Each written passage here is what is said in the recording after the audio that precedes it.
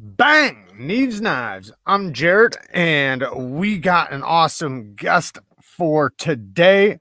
Hopefully everybody's doing all right. Yes, Jared White, I did get the stickers. Thank you for sending those.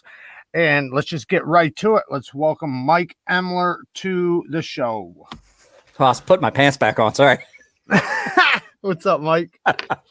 So I was waiting. I was like, he's gonna call me on, and I'll be like, oh, I'm putting my pants back on.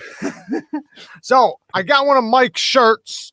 I don't know if, yeah, there you go. It's got the sea snake on it. I thought I pulled the snake. I got the sea snake around here somewhere, but also, all right, I got like 3 of them here. We can talk about it. Really, really good quality. You weren't lying, man. These things, no, these shirts are great. Fit really well. Everybody's like, oh, you just wear those shirts all the time because you want to market it. I was like, no, actually, I wear the shirts all the time because they're super comfortable. Yeah, they're very comfortable. I threw it on. I recorded a clip that I'm going to throw in a video. And I was like, you can even see it in the video. Like it fits really good, you know? And sometimes you can really tell. The brown ones, the material on the brown ones feels nicer than, I mean, this is a really nice, comfortable one. Yeah. But I wore the brown one to work out this morning because it is really comfortable. It almost feels like an Under Armour kind of material, but it's cotton. Yes. And I was like, wow, it's so comfortable. Yeah, it definitely has that that effect where like it fits nice in all the right areas and it's really soft. But yeah, you're right. It does kind of feel like an Under Armour while still being cotton. Yeah, and it's really comfortable. Yeah. You can tell like in the clip that I did with it, you can tell like you know, just how good it fits. And yeah, you're not almost 50 years old and fat like I am, so I'm sure it fits you way better than it does me. You said you noticed the difference between the colors though? Yeah, the brown one, the feel of it is a little bit different. I have 3 different ones, and they're in 3 different colors. 2 of them are my design, and another one is just one of the straight up Ember shirt coat. They call them their native survival. And so they have different designs where it shows like a lean-to and a native hook where it showed how you make a hook with pieces of like a fishing hook with pieces of stick and things like that. And the brown one, definitely the brown one and the other gray one, which is a little bit different color, definitely feel different than this one. This is my least favorite of the 3. I'm going to see. I'm going to get all 3 colors, but I wanted to make sure the size fits. So I grabbed this one first, and then you know, I knew where I'm like I said, I think the gray or the brown is my favorite. And so the thing too is they've changed even from the ones that I got. These were the first run that were only done for us, the influencers, that they were and asking us to do it. And so even from then till now, they changed the ink because they noticed they were having problems where it would start to crack like mine did. Yeah. And so he was telling me, he's like, well, the ones that you guys have are definitely not as nice as the ones that are going out to the people that are ordering them through that affiliate link. And they're doing, by the way, they are doing a huge giveaway. I think it's still in play. They were giving away like $2,000 worth of stuff, an iPad, a Medford knife, all kinds of stuff they were giving away for the launch of the company. And it's a veteran-owned, veteran-operated company. The guy that owned it was a Marine. Justin is a great guy. I love the dude. We're meeting up when he comes out for Blade Show West. He also owns Ember Shirt Co. and Fiberlight Firestarter. Oh, he owns both companies. That's awesome. Yeah, it's not Saturday. I did a thing on Instagram saying that I was going to go up today. Okay, I might be going live tomorrow night. I'm not positive. I might not be. I got a birthday party tomorrow. I'm not sure if it's tomorrow or Sunday, but in the case that it is tomorrow, we're just going to do it tonight. And it's kind of my fault too. Tomorrow Mike has stuff to do too. So yeah, we do. My daughter and I try to do every Saturday. We try to do daddy-daughter movie night here in the garage. We set up the lounge chairs and pop popcorn, and I think we were going to watch Fear Street. That was her pick. We watched Fear Street last week, the first one, and I was like, this is like R.L. Stine Goosebumps, teeny bopper kind of horror. It was a really good. I was like, I really want to watch the second one. It was really good. I was surprised. So you know what? Let's get right into this knife stuff. Because there was this knife. We kind of talked about it, you know, before, just me and you. But it's called the Detolith Nightshade. Okay, so this one is a prototype. Kaiser's making these. It's another company that was having Kaiser make them, but it's Kaiser's quality. And this year, for those of you guys that don't know, Kaiser stepped it up. a notch. Like, yeah, that's what you were telling me. Yeah, like, I'm over the moon with this one, and you were like, "Oh, the new Kaisers, the action's even better." I was like, "I don't know. I'm gonna have to take your word for it till they show up because the action on this knife you sent me is stellar." I did there's a video that goes up next week where I say that I think this is my top contender right now for knife of 2021. Gregory, thank you, man. Greetings, boys. Mike, I have your 919B Coyote. Awesome. The Stonefish and Coyote Brown. That was my favorite, but I did that as a giveaway. Awesome. I didn't give it away. I give it away as a gift to a guy that has really done a lot to help me out here in the last year. What's up? What's up, Jake? Jake. Oh, before I forget, in case he's watching, I have a brand new member that joined right before today's video went up at 4, and his name's Nathan Thurston. But at any rate, I added him to the scroll up that's the end of my videos, which is awesome. I get those paying members. I have more paying members now than I ever have. That's awesome. On the channel, I think we're at 26 right now, which is great because that means that leaves me some latitude to actually do things like getting some lighting and stuff like that. Yeah, I'm hoping they offer me the join button and all that stuff after 10,000. So you know quite a bit. I heard in your live, right? We start talking about Kukri blade shapes. You know a lot about him, and I did a video. Seems logical. He's in here. He sent me an authentic Kukri. He actually just bought me an authentic Kukri, and he's mailing it to me. As soon as they get done making it. But I learned a lot because he sent me all the information, like the story and everything, and I learned so much about them. And I thought they use them for everything. Like, I mean, that is they use it for combat, they use it for cooking, they use it for campsite. They use it for everything. When I was stationed in Bahrain, because the Bahraini base, it's a joint base.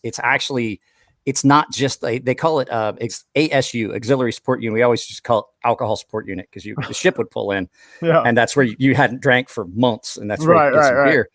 But I was there for 6 months. That was our base of operations while I was with Expeditionary Combat, and we were going out. We were doing missions on ships and subs and things like that. And the Gurkhas did the warehouse area was part of a base that was joint operations, and the Gurkhas did the security there. And there was always the big story, like if you see one of them pull out their sword or pull out the Kukri, it's too late. Too late, yeah. I remember you saying that. That's awesome. You won't even see it. right. So, because I don't know. I guess since I was misinformed, or I just didn't know. With them, I thought that I didn't even think they still I guess were active, right? But now, British, now I know they're still active, and the Gurkhas are like the longest running mercenary group pretty much in the world. The British started using them when they realized when they tried to take over that country, and they realized this is a fight we might not be able to win, and they realized it, and they just basically brought them on, and they've been part of the British. When it had the big moniker, they were part of that, and then they've just basically branched out into like different areas. They do training, and they are brutal fighters. But some of the nicest guys you'd ever want to meet, the ones that I met. That's usually how watch some of their training. That's usually how brutal fighters are, though. Yeah, I mean, because like I took martial arts for years, and I got to a point where I would tell people like, "Oh, I bet you would get a fight," and I was like, "I'd probably win." I was like, "Yeah, you're probably right." Because I don't have to get in a fight anymore. I don't have to prove that I can fight. I know I can fight. I don't have to prove it. I'm not a 14-year-old kid that is doing it for status and things like that. And at that point, you reach a point where like, I'm not going to play around. If I get in a fight, I'm going to hurt you as fast as I can, as quick as I can, and get done with it. Yeah. This not old timer, but this guy, somebody that was around my life growing up, in his older years, not saying he's old or anything, but in his older years, he says, "I'm done fighting. I'll shoot you." I've had my fighting years. I'm done fighting. It makes you think you're not going to wear scars for the rest of your life after this endeavor of yours. Right. But the Kukri blade shape, though, man, like it really, because obviously a full-size Kukri is a whole nother story.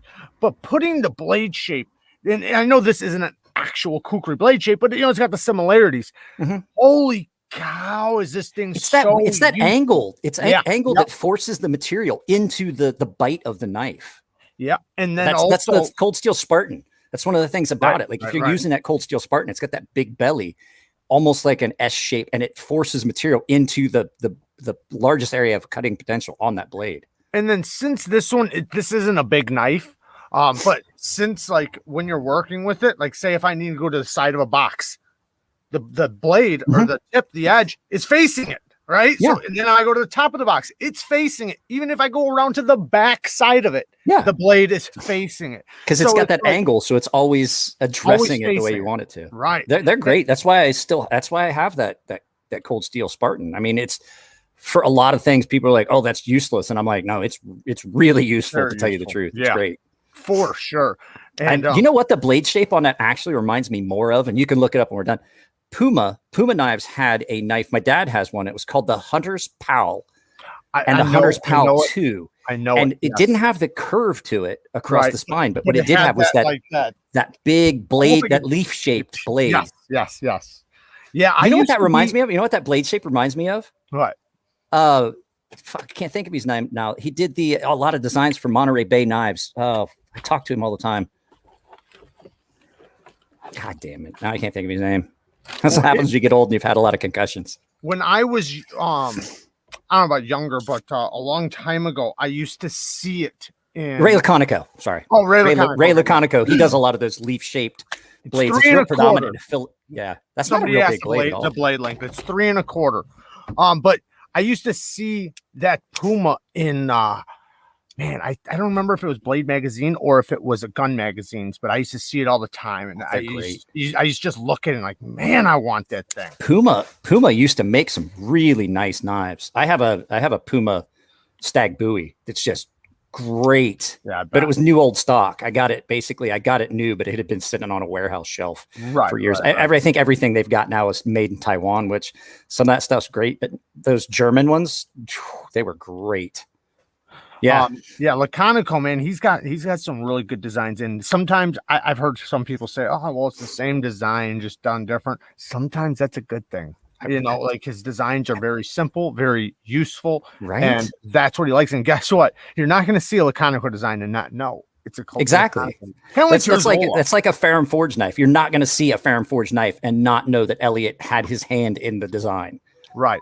Even though they're a lot different, there's just those little things you can pick out and go, oh, that's a Ferrum Forge knife, or that's an Elliot Williamson design. Mm-hmm.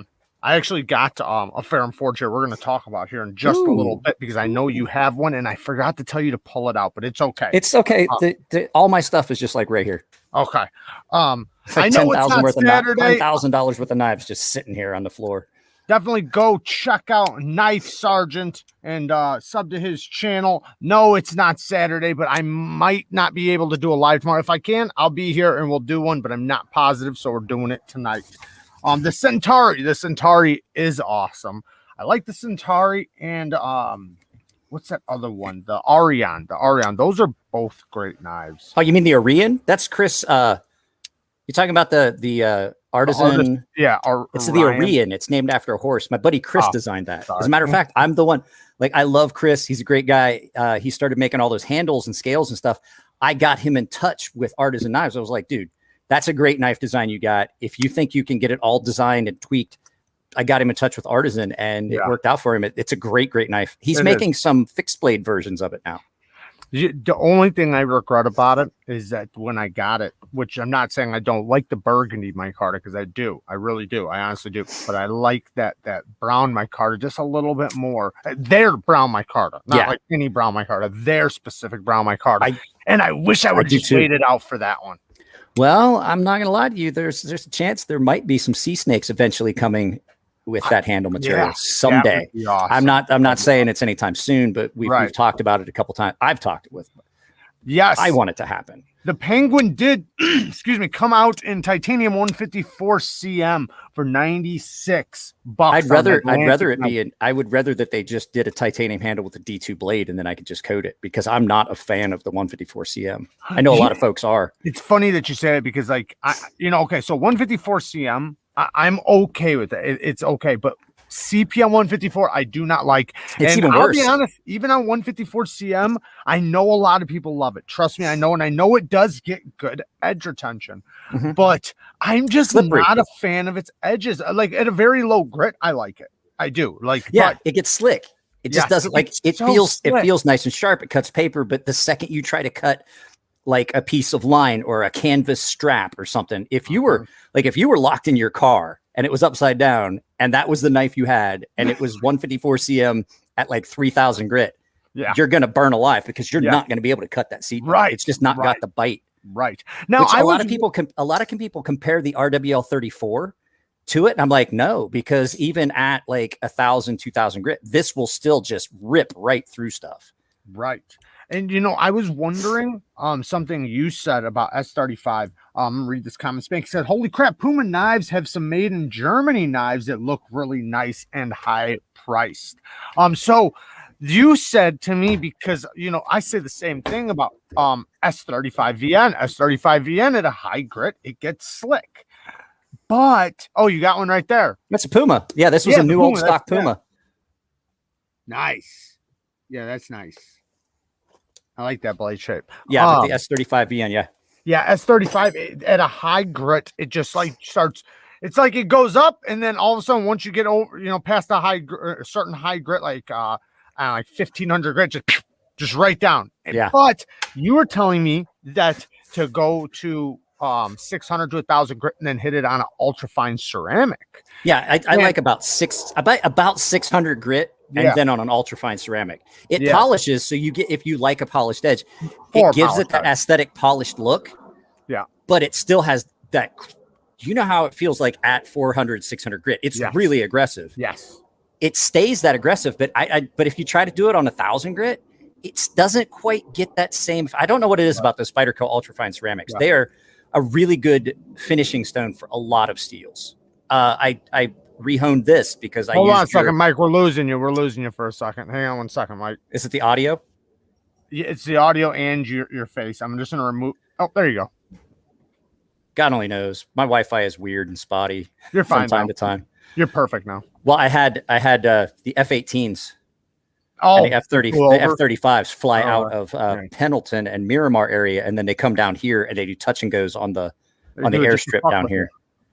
Well, I mean, we're right under that flight pattern for all the military flights. But no, what I was saying is like, I used that ultrafine ceramic. Yeah. I touched your knife up because I used it enough. I actually had a couple little chips in the blade, like 4 passes on that ultrafine each direction. Yeah. And it brought it right back up to where it was when you, and it's still like terrifyingly aggressively sharp. Like it wants to cut you. That's one thing I really love about those stones is that you can take your knife and go and use this shit out of it. Come home and do 2 passes per side, hit it on a strop, and it's good to go. And I mean like razor sharp again. Now there they come again. Yeah, it's fine. Now the edge might not last as long as the first one, but you're still, it literally can take you from you sharpening your knife once every 2 weeks to only having to do it every couple months because you can just hit it on a ceramic and strop it. Yeah, and with something like 14 Hero? Yeah, I hear right. And even if I close the garage door, it's not going to help because the whole house gets, I'm expecting like the house to fall down because it rattles the house occasionally. As an F-35 maintainer, can confirm F-35s are stupid loud. They are stupid loud. But actually, you know what? I was talking with one of the guys that works safety at Miramar, and he was saying it's not that they're any louder. They're the same decibel level, pretty much. They're almost 1 for 1. It's the frequency range it's in. Oh, because as opposed to F-18 has 2, the F-35 has 1. So it's 1 engine. So it's I hate it. Like it's one of those sounds that's in my ear, and I'm like, and up where Elliot's shop used to be was right like on the edge of Miramar. And when the F-35s would go over, every car alarm in the parking lot would be going. Yeah, every car alarm in the parking lot would be going off. I've seen some planes fly over Chicago in certain areas, like when they're landing, because we have a couple airports. Yeah, and people will be standing like at a certain part of the street, and they'll come over and you'll watch, like if they're wearing a trench coat, the trench coat is choking them out. I mean, just everything's flying, like people's jackets, people are holding on to stuff. And you know, it's hilarious. But people come there with like video cameras and stuff to get the shot of them coming down because it's so close. I mean, they know what they're doing, but here in San Diego, the runway, they come in on their approach and they come in like can't be more than like 40 feet above the freeway. Right. And every time I'm down there and they're coming in, I'm like, I just can imagine just one of them being off just a little bit and hitting the road. So you were talking about the ultrafine ceramics. This is my Spyderco ultrafine. I bought like a full Benchstone. That's what I got too. These, I love these because you don't need anything. Like you don't even have to put water on these, and they don't dish out. And you can just can see how you can see how fine of a stone it is. And that's a stone that literally will, if you don't drop it, it will last you. I've dropped it and caught it. Be like, oh my god. Yeah, like you're like, oh, and then your butthole slams shut. It's like somebody cinched the top on a Crown Royal bag. You're like, oh, because you know how much these cost. You'll bump something with it. Your eyes are like, shing, like looking at it like that. Chip it, like. But I got the medium and the ultrafine, and yeah, that is one stone you will be able to pass down to your grandchildren because it will last. It's not good for everything, and if you're not good at freehand sharpening, that stone will prove it to you. Like if you can't maintain an angle because it's slippery and that knife wants to go everywhere and it will. Next thing you know, like, oh, my knife's pretty sharp, and then you put it on ultrafine, and you're like, I got to go resharpen this because I got the angle wrong, and I've done it. Took that edge clear off of it. I've sat there and gotten used to, like, say, a diamond plate or whatever stone, and so I'm used to it. Then I go to the ultrafine. It's just zero feedback. It's zero feedback. Zero, right. And people talk about like how it does give a sound. Like that is after long-term experience with it and really understanding and knowing that stone. When you see me sharpen on a video, I don't even watch. I can't watch.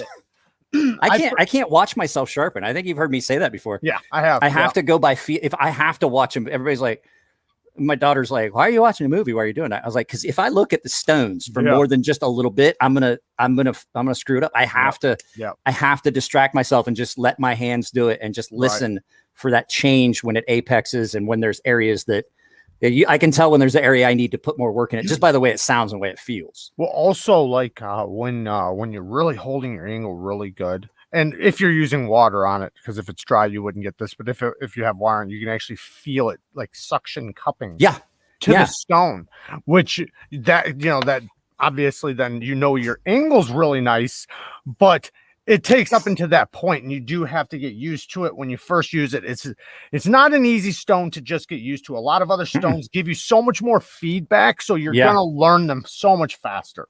You're right. I recommend the rods a lot, especially for people that just want to maintain their edges, even in the kitchen. On recurves.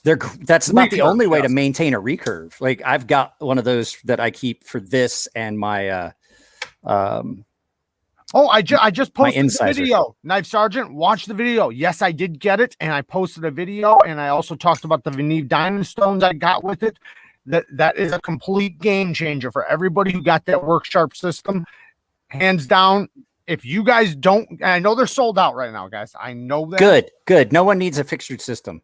But get rid of your fixtured systems. The people that did get the work sharp precision guided sharpener, this takes that thing to another level and will get you. I know you are.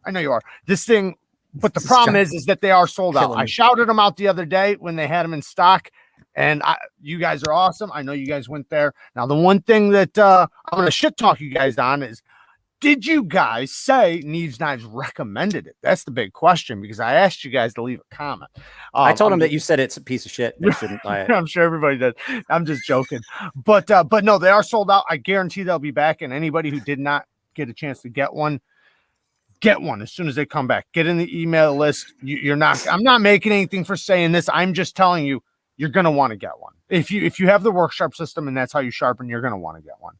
What's up, Perfection? Or Perfect Edge. There was the other guy named Perfection. I almost called him the same thing. Okay, so we were talking about the Kukri blade shapes, right? Mm-hmm. And with the Detolith Nightshade. What the hell was it? Other blade shapes. Like it doesn't have to be that crazy, right? Just like unique blade shapes. Besides a drop point, because most people, when you ask them, what's your favorite blade shape? Most of them are going to be spear points, drop points, clip points, which all great blade shapes. I do agree that that's the most versatile blade shape. But what's another blade shape you really get into that just it's good for you that works out around? Me? Yeah, you like just personally. You know what? Because okay, so one of my favorite blade shapes is the clip point. I like clip points because what you get is you get the same basic blade shape of a drop point, and you get that same versatility. You get a nice flat area and then a belly, depending on the knife. Like a knife like this doesn't have as much belly. It's got way more straight, and then you've got belly up front. But some of the smaller ones, you have an area where you've got a flat surface, then you got some belly where you can do things and work around things. But you also get that really attractive flourish on it, like a buoy. Is that the type of clip point you're talking about? Because no, any clip point. Yeah, okay, I know. I'm just what I'm saying is that there's this clip point. Yeah, yeah, like that. That's perfect. Okay, because I was saying, and then there's like this, which I guess people would say reverse Tonto, but that's I'd actually say that's a variation of like a sheep's foot or Warren. I would too. I absolutely. It's just a little bit more swept. I say that's what I say too. A reverse. Yeah, that's that. I don't look at that's not a clip point. That's just okay. Like a. So you're basically talking about like this. Yeah, like that, like what you've got there. And so the reason I say that is because it's not that much. I mean, there's no real difference in the blade shape from that to this when you look at it from at the edge. You got a flat area here where you can get some work and get on things and do cuts. And then if you need to cut around like you need to cut around something, you got some belly that you can do a couple sweeping cuts like that. Like if you're cutting meat or things like that. Yes.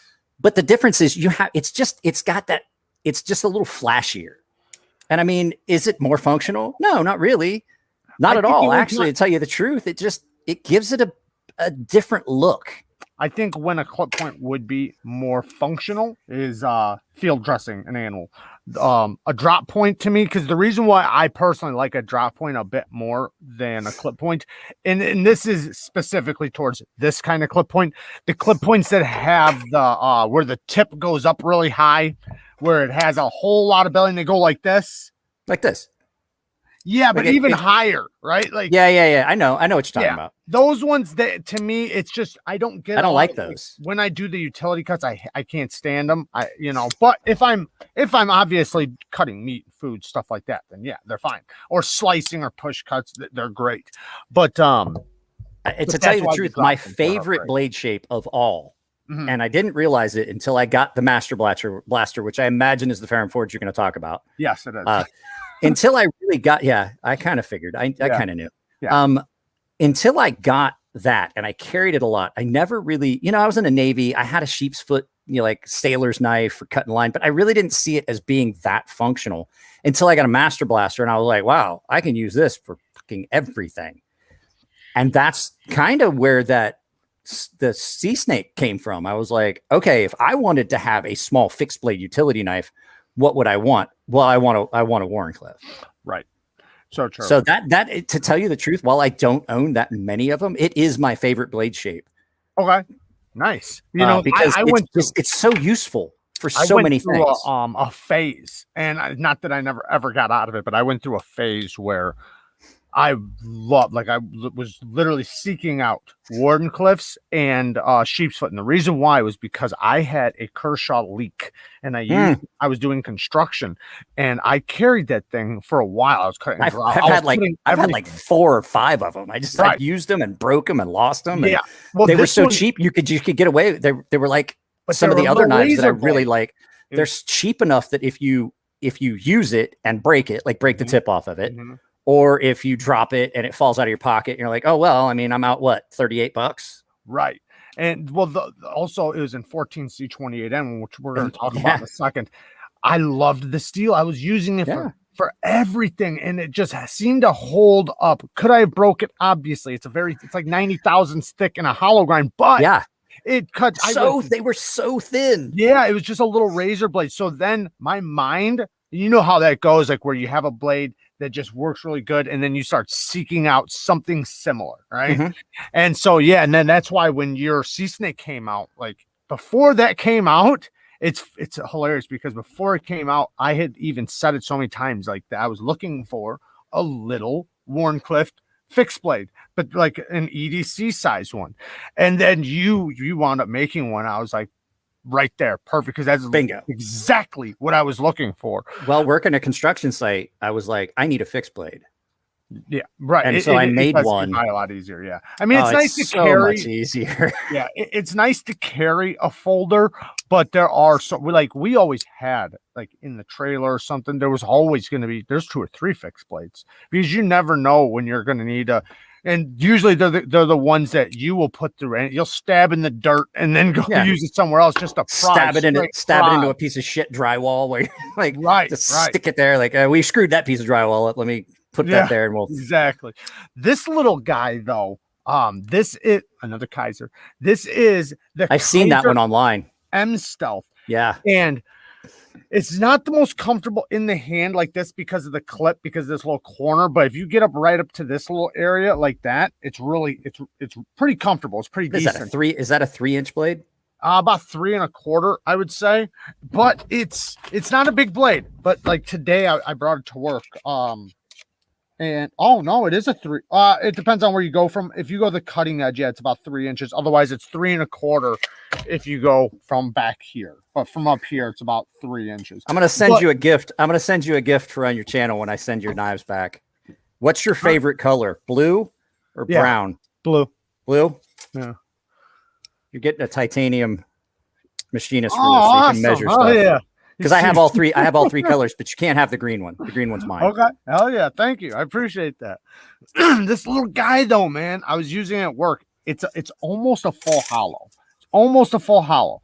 And it's got the like kind of like the 940, right? It's just like the 940, except for it has really good geometry, like really good. It's very thin behind the edge, and it has a crown spine. So just using it like this or like this, just cutting like literally kind of like how you pick at things and just open things up all day today, man. I had to open up a ton of boxes and then flip them over. Is that the one that you were cutting in that Instagram post? Is that the one you were using in the Instagram post? No, I want to talk about that one though. Okay. But this one though, I was I had to open up the boxes from tape, flip them over, open up the backside, then fold them up. And man, this thing it's a little razor blade. It's pretty cool. Hang on a second. I'll be right back. I'll be right back. Talk amongst yourselves. Yeah. I got to take care of something. So the Kaiser M stuff, I do have the review coming soon. I do have a couple issues with it, but nothing like against the knife, like something's wrong with it, but just it's a little pokey back here. The clip's not the best. Oh wait, man, just for use though, it's really nice. So the knife he was talking about. Oh, sup, man? Thank you, man. Y'all remember to use Jared's sharpening service. I'm due for some screaming sharp. I'll do DM later, and I should pull the trigger on Mega Round Pagos right. Screw Jared's sharpening service. Awesome. I'm doing a $25 a knife summer sale. He's fucking undercutting me. Oh, somebody asked me what size kitchen knife do I like to use around the kitchen. I use like a paring size knife. Now I have that new chef knife, and I have a Victorinox, just a regular chef knife. So I use those for the big things. That new one I just did a video on. The chef knives to go Jin was it the Jin Clear whatever, the 304 CU knife, and that thing's actually pretty cool. You just don't want to use it to chop and things like that, but like just for like little stuff, a little paring knife is like what all you need in a kitchen. You can get by with doing so much with a little paring knife. However, and I never did this before, and Mike, I'd love to hear your opinion on this. I never used a folder in the kitchen ever. Now that I have so many folders, it's like, why not? I find a folding knife, a lot of times a folding knife in the kitchen, it doesn't cut the same because folding knives are typically so much thicker. Yeah. The only knife I've had, and it's too bad it didn't happen. I don't remember if you guys saw the Niche Designs knife that my buddy Nick did. And he had this one, and I couldn't ever justify doing a video about it for him until one day he sent me one. He goes, just try this one. This is the one without a flipper. See what you think of it. Mm-hmm. And I was in the kitchen, and I was going to make, I think I was going to make like chicken salad or tuna salad. And I wanted some pickles in it, and I didn't have pickled chips. So I sliced up a pickle, and the only knife I had in my hand, I was like, like I already got my hands all nasty. I don't want to turn around, and I've got all my kitchen knives, and I pulled that out and I snapped it open. And it was like the best folding kitchen knife. Like, right. I'm I'm friends with Leon Ma, but his folding kitchen knife, the what was it, the tough, the Koof or whatever it was. I've never. The fuck. The fuck. It was folding a piece of utility shit. kitchen blade. It was a piece of shit. It just, I've never seen anyone do a folding kitchen knife. The Spidey Chef is horrible in the kitchen. It doesn't do what it's supposed to do. And it's just not a good knife, in my opinion. I don't like the Spidey Chef. It's got the LC200. And it's just, so at any rate, all those other knives, and my buddy Nick came up with like the perfect folding kitchen knife by accident. That wasn't even his, that was not even his intent. And I was like, there you go. See, Niche designs right here. Ingress. That's what it was. And I was like, Ingress. Yeah. I was like, because I really couldn't see like where that knife would fit in and what I wanted, because it was so thin and it was such a broad blade and it cut really well, but just all the aesthetics and things of it that I just couldn't wrap my head around. Like, where would this fit? What purpose would this fit for me? And I was chopping up some pickles and I was like, this is just about the most perfect folding kitchen knife. If you were going camping and you needed something to chop vegetables and chop things with as a folding camp kitchen knife, it was perfect. Yeah. And then I was like, now I found niche designs. It was perfect. Yeah. It was a small niche that knife fit perfectly and comfortably, because the way it was designed without the finger choil and all that, it was, or without the flipper tab, it was perfect for that. And I was like, this is what this knife does so well. And I'm glad that Nick's here too. I like the Spyderco Kapara. I think it's okay in the kitchen. Most folders aren't going to be good in the kitchen. However, there are a few knives that I think are acceptable, right? Like, meaning like you can use them, right? But obviously thinness is what counts in the kitchen. But, you know, little stuff around, like, and that's why I was saying, like, I have so many folders that if sometimes it works for testing. You really check out and test your geometry. Cutting apples, I mean, or onions or things like that. Apples is a really good test of how well a knife cuts, period. Because as you're cutting, if it breaks, if it starts breaking along, you're like, that knife's really thick. Actually, that's one of the things I tested the riffle with, was cutting apples. And I was like, oh, that's a really thin blade. They work great, but a chef's knife is an all-around good knife. Yeah, absolutely. You were talking about chef's knives. So to give a plug, Mattia Barani and Mark Begg are really good friends of mine. Mattia Barani Cutlery, that's the Bowie Chef. Okay. They have, if you go find on their website, they are now offering full sets. So you get the Bowie Chef. I think you get a large Bowie Chef, a small Bowie Chef, and a set of Bowie steak knives, the Bowie Chef steak knives. Yeah. And I'm not gonna lie, they sent me one of their Bowie Chefs because I had done a review of one and they liked the review so much, they sent me one as a gift. That is the only knife I use in the kitchen, except for that little $10 Ginsu paring knife that someone gave me as a joke, and it's awesome. Like that was that knife wound up being, they got me we got Mike a Ginsu, he's gonna flip his shit. It turns out that was the best paring knife I've ever owned. Right. And that's kind of where I was getting at. Like, obviously having a chef knife is a must, right? You need a chef knife for vegetables and things like that. But also, in my opinion, you also need a good paring knife. And that's why I said that if you have a good paring knife and a good chef knife, you're good. You're good to go. You don't even have to, like, all these guys that go out and get these like Shun knives and things, like, you don't have to break the bank on those. Right. No joke. The Chakra series from Ginsu paring knife, that little 3-inch paring knife with just a plastic handle, is by far the best paring knife I've ever used. And I've got like $100 paring knife in my knife block, never gets used. And I use that little $10 cheap Navy Exchange joke that someone bought for me and dropped off at my house one day. I think if you do like lots of baked breads or do anything like with breads, then you're going to want a serrated blade. I think that would be the other knife, right? But let's be real, a lot of people aren't doing that. I don't a chef will. I just chef will. Buy it. Yeah, a chef will use like that. Homemade bread might be better, but it's such a pain in the ass, and then the house is hot all day, and I'm like, I'll just go buy cheap bread. Right. Most people are not. I guess there'd be like circumstances where I don't know, where you got a loaf and you're cutting for what's it called, like when you're doing Italian food and you got your your garlic bread and things like that. In those circumstances, then yes, but when it's hard and crunchy, you can get another knife to work good. It's when it's soft and fluffy that oh, look at the pot. Soft and fluffy. Soft and fluffy right there. Give me a kiss. Give me a kiss. Oh, there's a good baby. Go lay down. I'm a professional. There he goes. I'm a professional chef and I love my shin knives. I have a whole set. Like I said, don't get me wrong. They're great. And if you're a professional chef, they probably last longer and they'll hold their edge better. Right. But for the average guy like me that just putters around, and the most I'm gonna do is like, I mean, I'm like a quarter Italian. I'm Italian enough that I can make like Alfredo sauce in like 30 minutes for my daughter, pasta Alfredo sauce, and have it ready for lunch without a recipe. Yeah. But I'm by no means doing the things that a professional chef would be doing. So for me, that like 8-inch Bowie chef or 7-inch Bowie chef and that cheap paring knife is everything I would need. Yeah. I mean, I'm not doing like rose florets in a tomato. I'm not doing any of that shit. I'm trying not to cut my fingers. I used to have a chef set that came in a metal box. You know, it looked like a gangster's dope box, or just a regular briefcase. You know, those metal briefcase that you see people walk around in movies with money filled. Anyways, but it was all chef knives, and the set was really nice. I mean, very nice. It had everything you needed, a chopper, it had everything.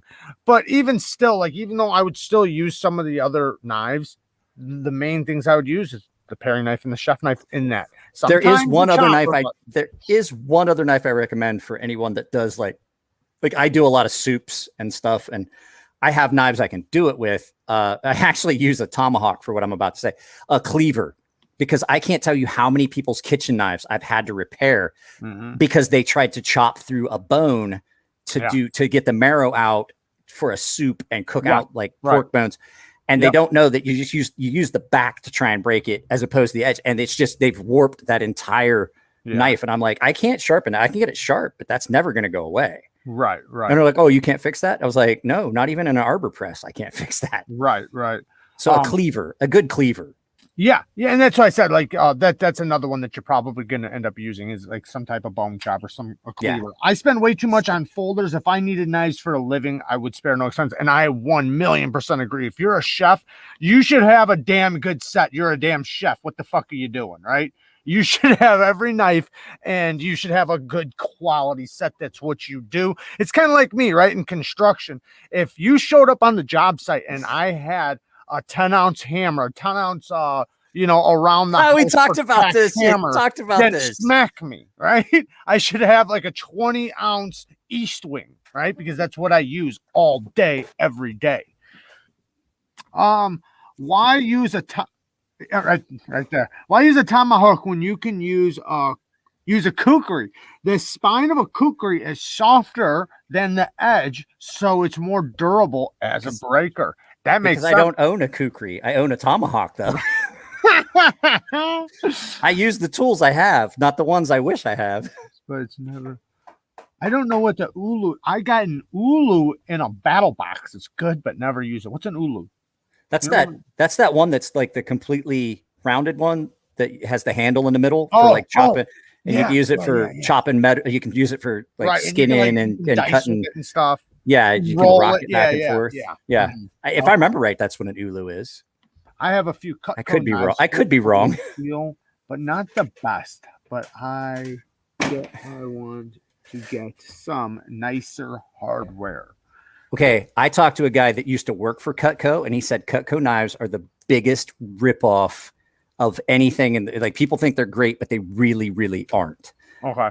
It's a scam kind of a deal. Like, you remember when we were kids, you'd get the box from Columbia House Records and you'd sign up for like, pick all these CDs for free, but then you had to have something sent like every month. It's kind of like that. It's like you get like the way their marketing is done. They try to get you into. Yeah. The way their marketing is done is really sleazy, and they charge way too much for knives that aren't that great. Now I will say their handles are really comfortable, but I don't cook enough that I would. Blood Clown says, lick my balls. Lick my balls. Well, thanks for the $2. I had to get up a little bit ago, so I don't know if you guys could hear it. I've got some neighbors that have gotten themselves in trouble with the ownership of the house, and they're being evicted. And they're screaming and hollering. There's a bunch of yelling, and I realized that my pew-pew that I keep in the garage with me when I'm out here, was way out of reach. Yeah, keep it close. Keep it close. I almost got hired to work for. I was literally going to talk about the people that work there because they have those salesmen that go door to door, and somebody was talking about it before. I forget who it was, but they were saying that, you used to be able to sign up and, they'd give you everything. You'd have to go do it. But then they made it. But you have to pay for it. You had to pay for it. You have to pay for it. That was the other thing I was going to talk about. Like, you got to buy all this stuff. So you got to sell it, because the only way you're going to make money is if you sell that shit. That's why it's so expensive for such steel. Like you said, they're 440C steel. They're not, 440 is not a good steel for a lot of things. It's really good for some things, but a kitchen knife, no. 440 is too hard. It's too brittle, and it doesn't hold an edge for the impact stuff that you would want. 14C would be an okay kitchen knife. Let's talk about 14C. Oh, okay. Because 14C, in my opinion, I want to see it. I was actually talking about it earlier with somebody. I want to see, like, I just did this this fixed blade Kaiser. Oh, right here. Oh, I saw that, the harpoon. Yes, the harpoon. And I saw a picture of that. That's attractive. I'm not mad at it. The D2's fine. You're gonna have to stay on top of it. It's gonna rust real quick. Well, this one's got that coating, so if I can get it out, this one's got that real rough coating on it, so that's a good thing. That's why I'm not really mad at the D2, because it's got the coating. Oh, okay, I see. It's almost like it's Cerakoted. Yeah, it's really rough. It's almost like a blacktop. Yeah, but it's so I'm not worried about it rusting. But that adds a lot of friction when you cut. That's my only. Yeah, I see all these coatings. I'm like, oh, that's trash. I'm wondering, because I don't know yet. I'm wondering if it's going to smooth out over a little bit of use. It's going to, and it's going to leave streaks on the blade, and it's just it might. But as a fixed blade, I don't really give a fuck. It can streak all day. I don't give a. Yeah, I'm just saying. Like, if you're a guy that likes to streak, I don't care what my knives look like. But we're streaking through the quad. We're streaking through the quad. Right. I want to see some more fixed blades in 14C 28N. I think it's a great all-around steel for folders. There's a chance I'm getting a piece of it. I'm going to try and make one of the stonefish out of it and see how I like that, because there's been so many quality issues with 20. As much as I love 20CV, no, I know, and not to bash the companies that make steel, but there was some shady practices that have happened. I got a half a sheet of 20CV. I paid a lot of money for it. Right. And I had a bunch of blanks blown out of it, water jetted out. Yeah. And I had to throw away a handful of them because there were issues with it that I just could not overcome through finishing. And there was just no way that I literally threw away finished knives. Or somewhat finished knives, because there were inconsistencies in the steel. There were problems, and I just basically threw away money. And I can't trust that I'm going to get the quality I want out of it. So I'm looking at other steels as much as I love 20CV. And so when we were talking the other day, and you sent me 2 knives that were in it, I was like, oh yeah, I'm gonna have to check those out, Sergeant. I forgot about 14C. I hadn't had a knife in 14C forever. And I felt the edges that were on them, and I felt how they cut. And I was like, oh yeah, that's it. That's the one. That's the money one right there. So I've actually been looking at the prices on 14C. The nice thing is 14C is a good bit more affordable than 20CV, like a lot more. Yeah. And that would allow me to take a knife that typically I would charge several $100s for and shave off some of that cost, because it's not as hard to grind. It's not as hard to work with. It's cheaper. I'm not paying for, and the price of abrasives has went through the roof. Yes. Belts that were costing me like $2 a year ago are costing me $4. So it basically doubles the cost of a belt. And that's the cheapest belts. I'm using the baseline cheap belts, because at the point when you're grinding a hardened 20 CV blade, that extra $5 per belt does not give you any more time. That's 20 CV at 64 Rockwell is going to eat up any belt. It's just cheaper to use the cheaper belts. You're not getting any more life out of that belt if it's more expensive. Unless you're going with the stuff that's like $18 a knife, or $18 a belt, and then you're still like, you're not saving anything by using those. You're still burning through those. I don't know how it is. Saved your reputation, probably worth more than the dollars that you threw away in the blanks. It's just, the whole thing is, it's frustrating. It seems logical. It's frustrating to spend that kind of money and then reach out to the company that provided it, and they're like, yeah, well, there's nothing we can do about it. And you're like, really? So it's basically like going. Yeah. I'm like, I spent like over $1,200 just on the steel, and then another several $100s on water jet, and then another $400 or $500 to send all those blanks out for double disc grind. I'm already into those just in materials. I'm already into it like $2,200. Not to mention, then I have to buy handle material. I have to buy hardware. I have to buy abrasives. So everybody's like, why do custom knives cost so much? Yeah. Not then electricity, water, time. Time's not cheap either. Time's not. It's the only resource you can't reacquire. Right. Yes, absolutely. You know, the one thing with 14C, and I have no idea how it is now, but I was talking to somebody.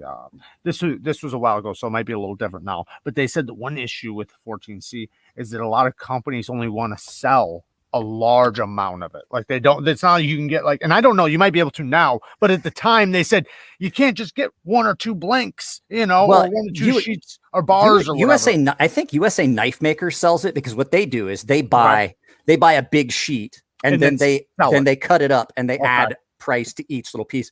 I mean, I've bought chunks of steel that were enough to make 2 knives from time to time.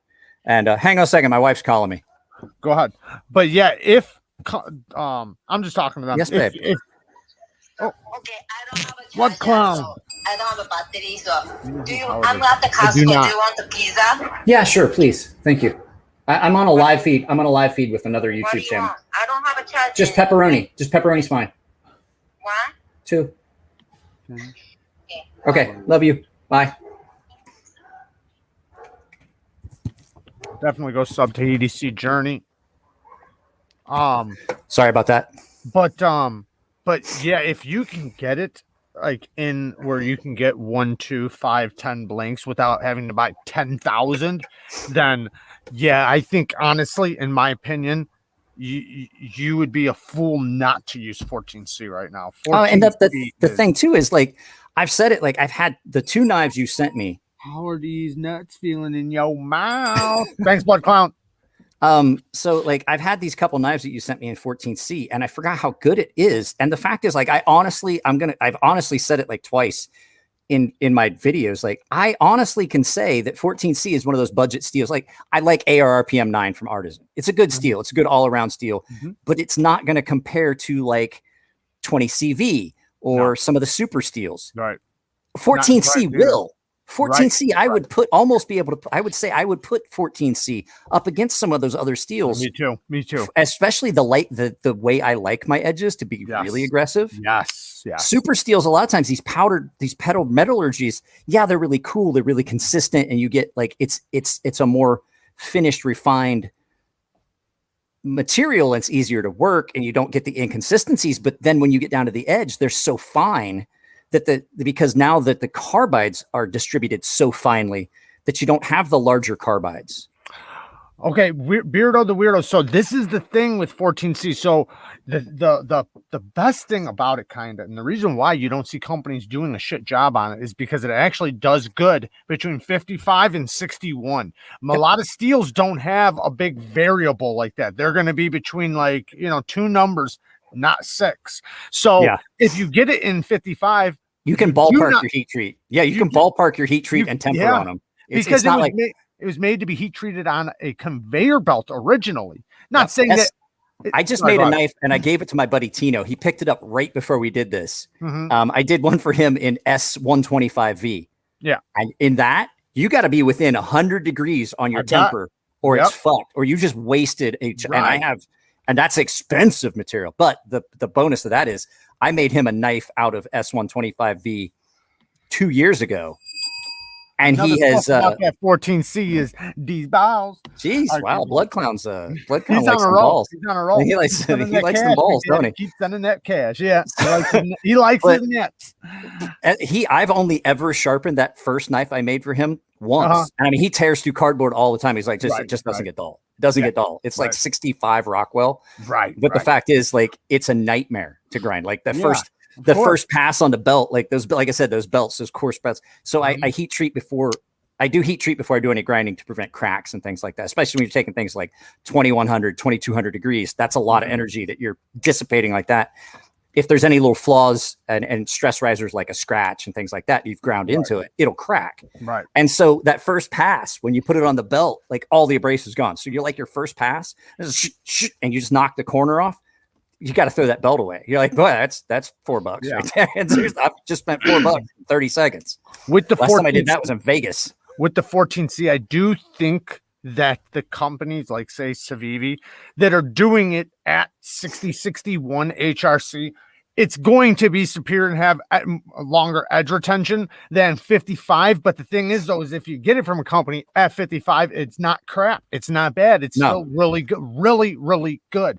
So it's just other companies or some companies that are actually putting some effort into it. It's going to get amazing results. And I also think, because even though it seems so simple, I think that's the beauty of it, is it's so well-rounded, or a great triangle. Easy to sharpen, good edge retention, good stain resistance, and it's tough as hell. It's a really tough steel. The only reason that I had to hone your knife up was I got into one of those brass staples that was hidden. Yeah. You know, when you get a package and it's like blind stapled from the inside, and I was cutting a box that had come from Amazon. It was that drill press. You remember I told you about that drill press? Yes, don't buy it. Don't buy it. It doesn't fit. It's horrible.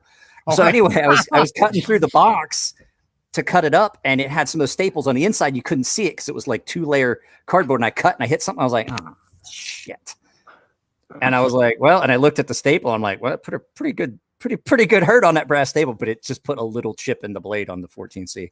And it honed, like I said, it honed right out on that ultrafine ceramic. Yeah. Stuff's great. It is. It's so great. And I like that you can get it for a great price. And what you're getting, $49.80. Yeah.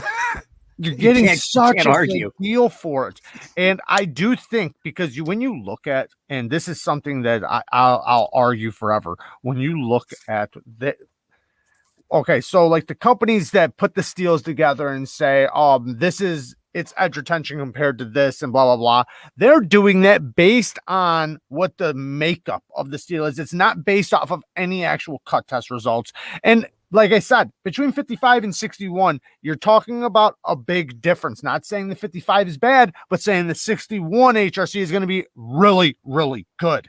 And I think some of these companies like Civivi, they even said it, that they're doing it around 61, that it's so good. It's so good. So I think that they're not giving it the credit it deserves. And yeah, I think it gets a far better edge retention than they state.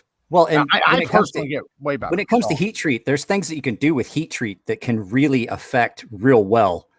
I 100% agree on that one. I got you. My wife would definitely argue with you, Blood Clown. But so when you're heat treating, thanks, Blood Clown.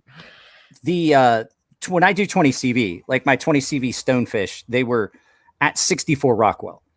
I think that most companies do it like 2 points lower, like 60, 62, 61. Yeah. 60, and the fact is, it's because and I'm going to tell you right now that at 64, it's a nightmare to grind and it's painful to sharpen. Right. But the fact is, it's well above what your production heat treat. The problem is you can't at 64, you can't mass grind those knives. Elliot tried it one time and basically had to order more steel because he did the heat treat in-house, sent the blanks off to be, I think he had Larkin was going to grind them for him, his edge bevels, which was that's a mid-tech kind of a deal. And they were like, dude, we can't do it. It's burning up the equipment. It's burning up the blades. There's just like, you can't. Like Blood Clown.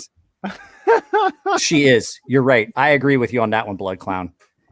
We can have this conversation over on a live feed on my channel. I'm not even going to argue. You can drop all kinds of cash on my channel too. Come on over.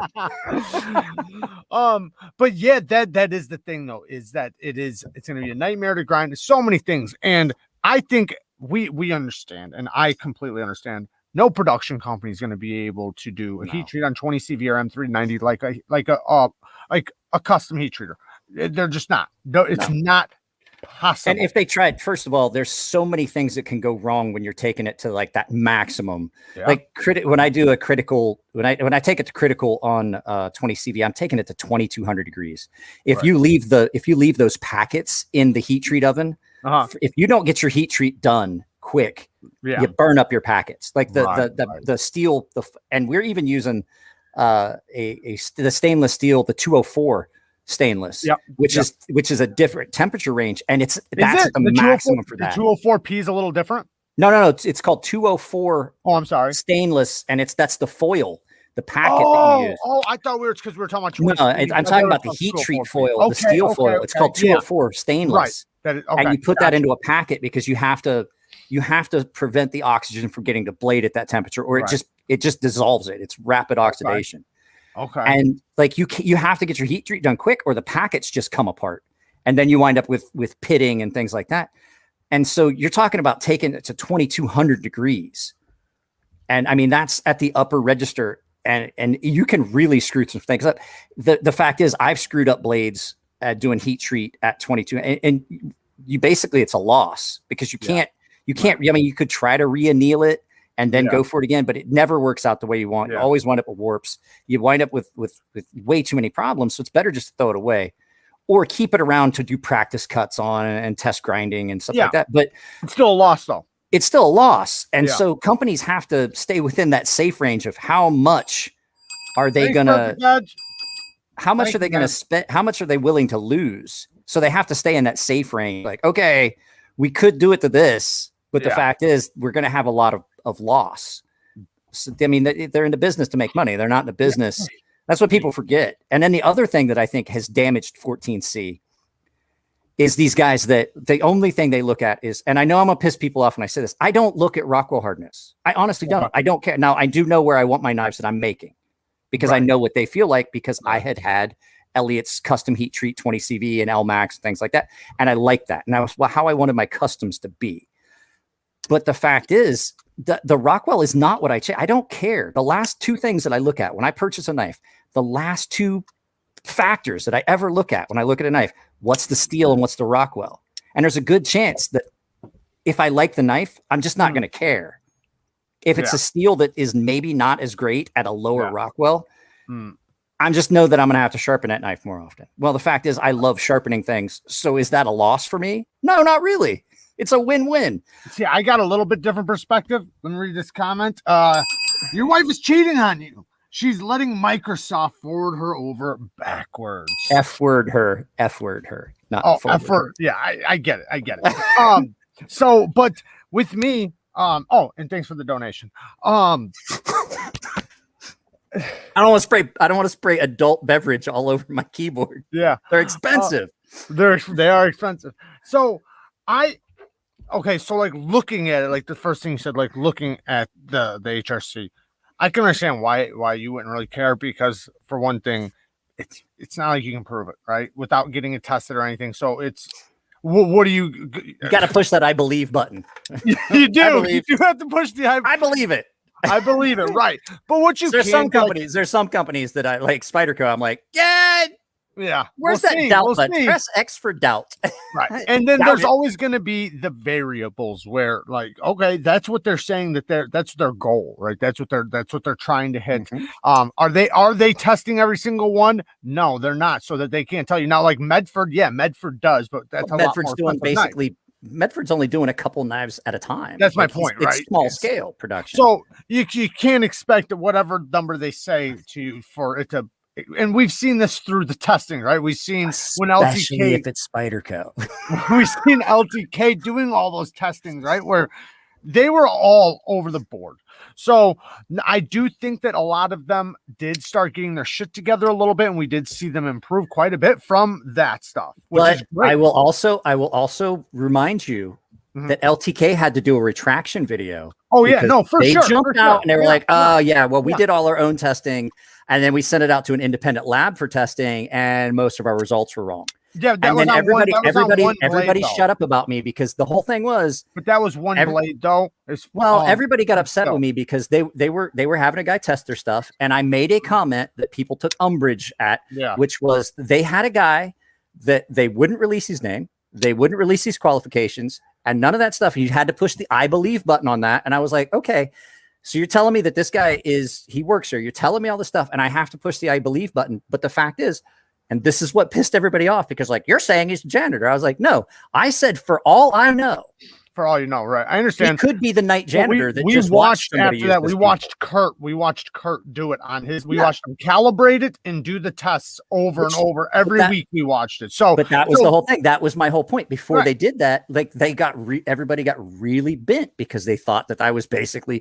I was like, no, I just want to see. Like, you show me that this guy's qualified, and I'll believe it. That's fine. I'll push the I believe button. Right. I get it. I get but it. It's the same thing with the company, right? It's literally literally the exact same argument we're saying about the company. Literally the exact same, right? Of course, you can't shit, over there and then not say it over there. Of course.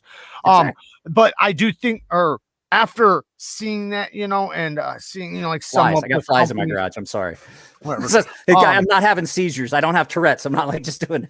I got flies in my garage. These nuts lick my balls and suck these nests. Thank you. I don't have a bell. I know you don't. Otherwise, we could be just ringing their ears, right? I got a thermos and a ruler.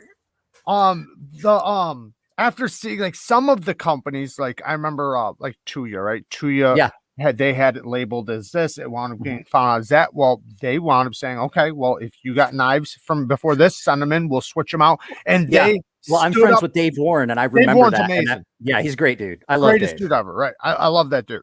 I just got done sharpening a bunch of his knives. Awesome dude, and he stood by everything he's ever stated. He didn't say it, and then when you talk to him, he's fucking on another story, right? Like he does what he says, and I like that.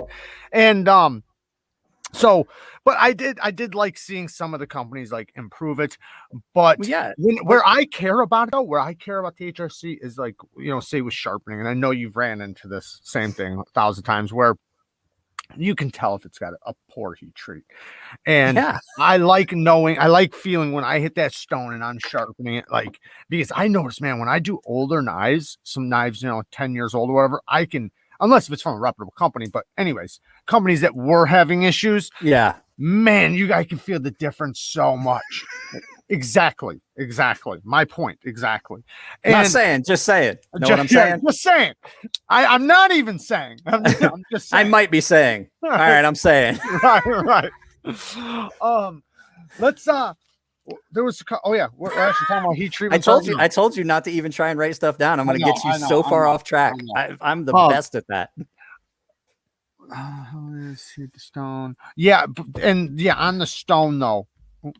On the stone, it's you can get so much more incredible edges. Is that you that was beeping? Yeah, it's fucking my phone. Okay, but that's one reason why I like having a seizure. Of course, I want the edge retention. Of course, I want the good quality treat. But I think because since I like to sharpen and everything, I really like to feel a good heat treat. I know everybody else doesn't, so where they're gonna really like it is from the edge retention, and just knowing it's kind of like.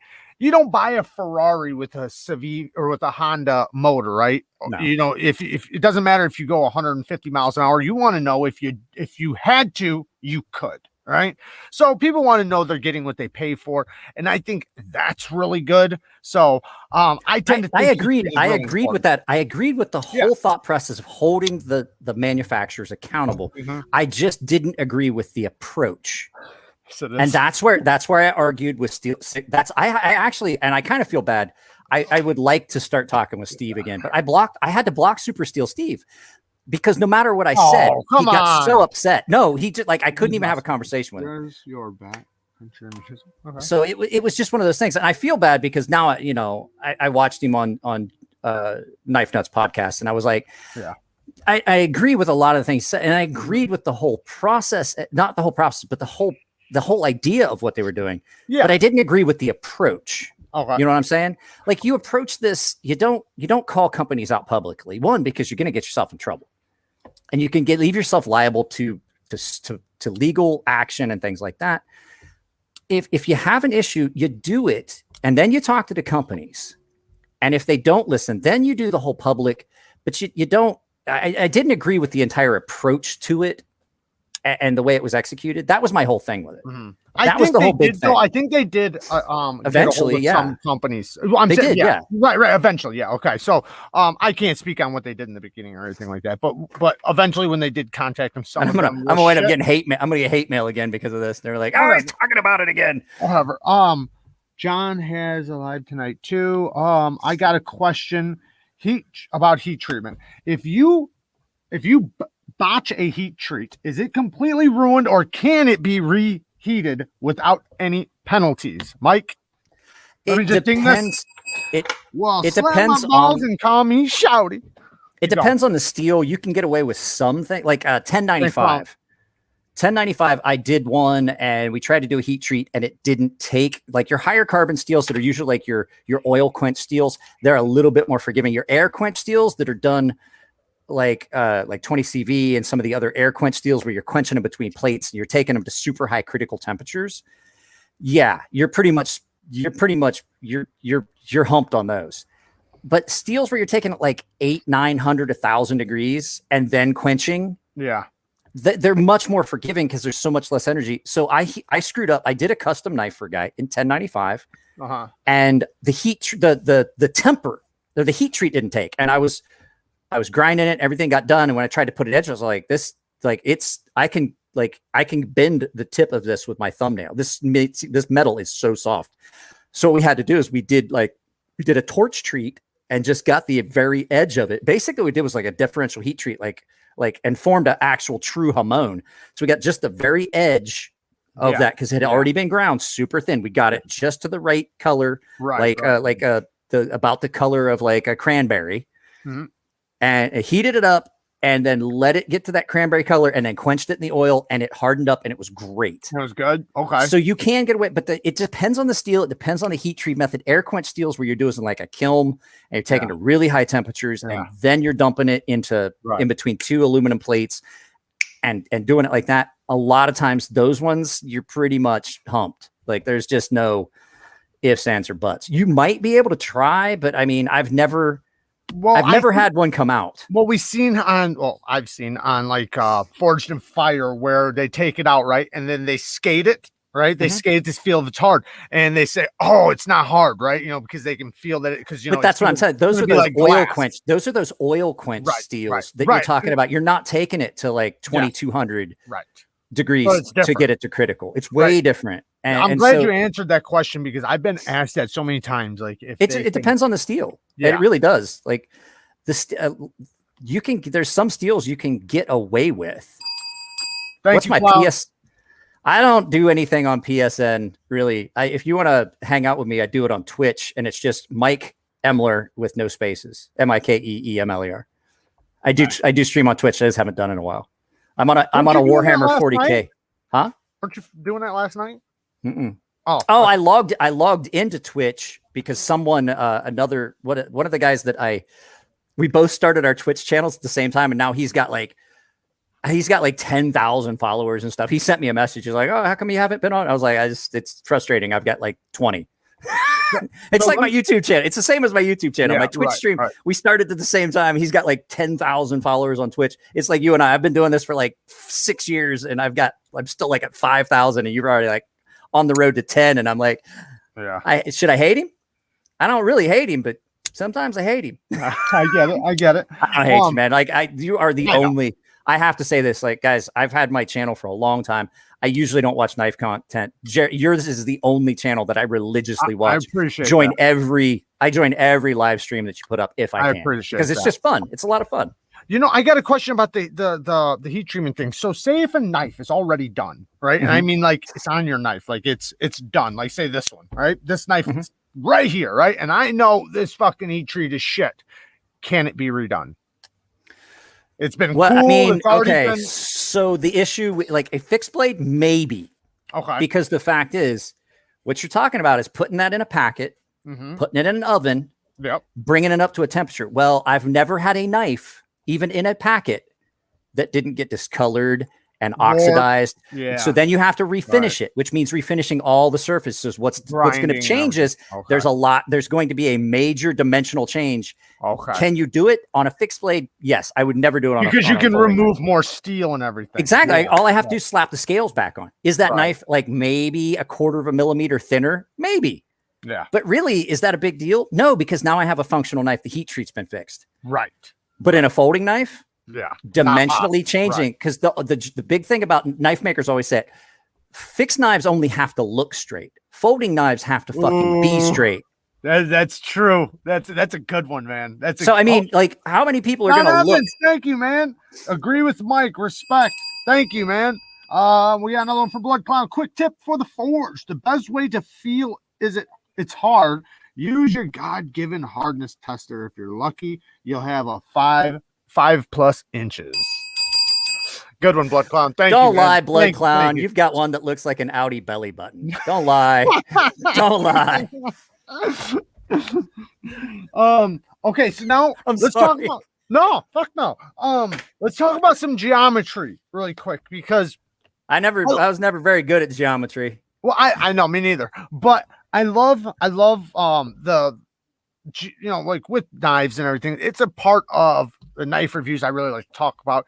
Is it's cut, because it's a knife. It's a cutting utensil. I talk about how good it cuts and what type of cutter it is and what that knife is made for. You know, if it's a hard use knife, then it should have a hard use grind. If it's going to be a slicer or an EDC knife, I think it should work as such.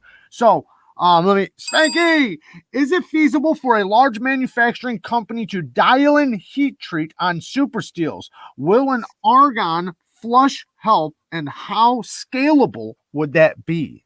Okay, I've got a quick answer for that. Yeah, go ahead. No fucking clue. Okay. I've only ever done like 4 knives at a time.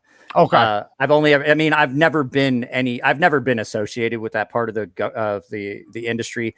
Right. I've strictly, any knives I've made have just been like designs, hands off. I don't care what you do. Here's my design. You just pay me 5% per knife. Or 4% or 10% or however the royalty agreement works. Right. I don't have anything to do with that. Like I may have an input in the steel. Artisan and we both let me have input in the steel. I was like, I kind of.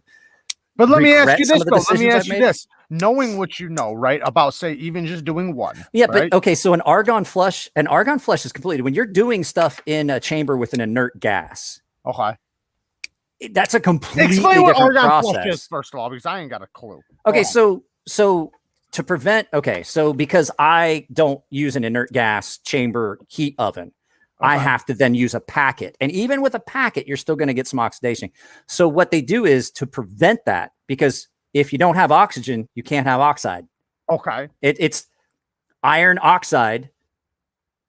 There's only 2 chemicals there, iron and oxygen. Right. And when they combine, they oxidize. Well, if you do an argon flush, or you use a neutral, or an inert gas oven, or a vacuum, like when they do titanium, if you're doing forging titanium, it's supposed to be done in a vacuum environment where there's no gases that can, like, because titanium at temperature, when you heat it up, likes to absorb nitrogen. It's called nitrogen dilution. You get alpha case, it gets hard and it cracks.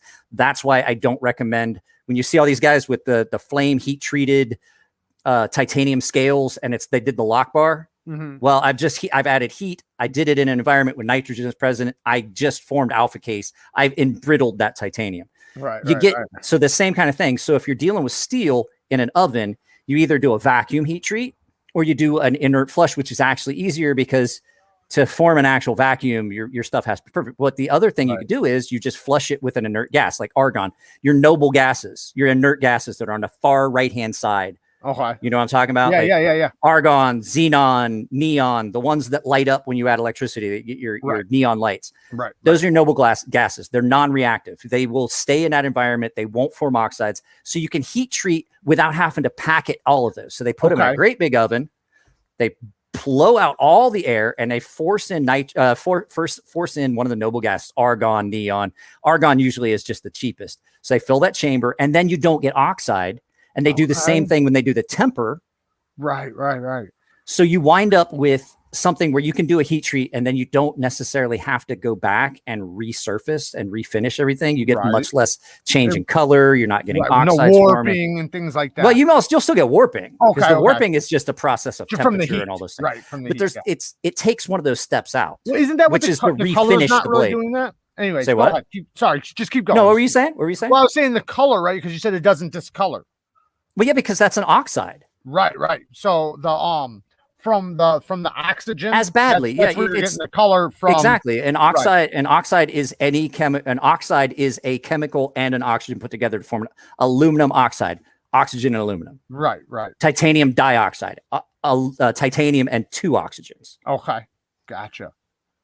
Titanium oxide, which is different, which is like that when you when you get you remember the old whitewash? That was titanium oxide. That's titanium and 1 oxygen. Yeah. So you have all these different combinations, and that's basically titanium oxide. You can get different colors. That's all anodizing really is. It's just forming. You're forcing oxygen into the titanium and forming an oxide layer. And it's like when I forget what the technical term for it is. Like, when you spill oil on water, and at the different layer thicknesses, you'll get the different colors. So it looks like a rainbow. Well, technically that's just because the oil's thicker in places than it is in others. So it reflects differently. You get the same thing. That's all anodizing is. It's just different thicknesses of that layer reflect light differently. So you get, hold that up, because we're going to talk about anodizing here in a second. Okay. Anyway. So I'm going into that just really quick, and then we'll go to the next subject. So on big scale heat treats, right? Big scale heat treats where companies are doing however many, say 100+ knives at a time. Do you think that would possibly be the best way, or the way that they should do it, or are they doing it? Well, I mean, it just depends on the company. And like I said, I just understand the process. I've never been privy to it.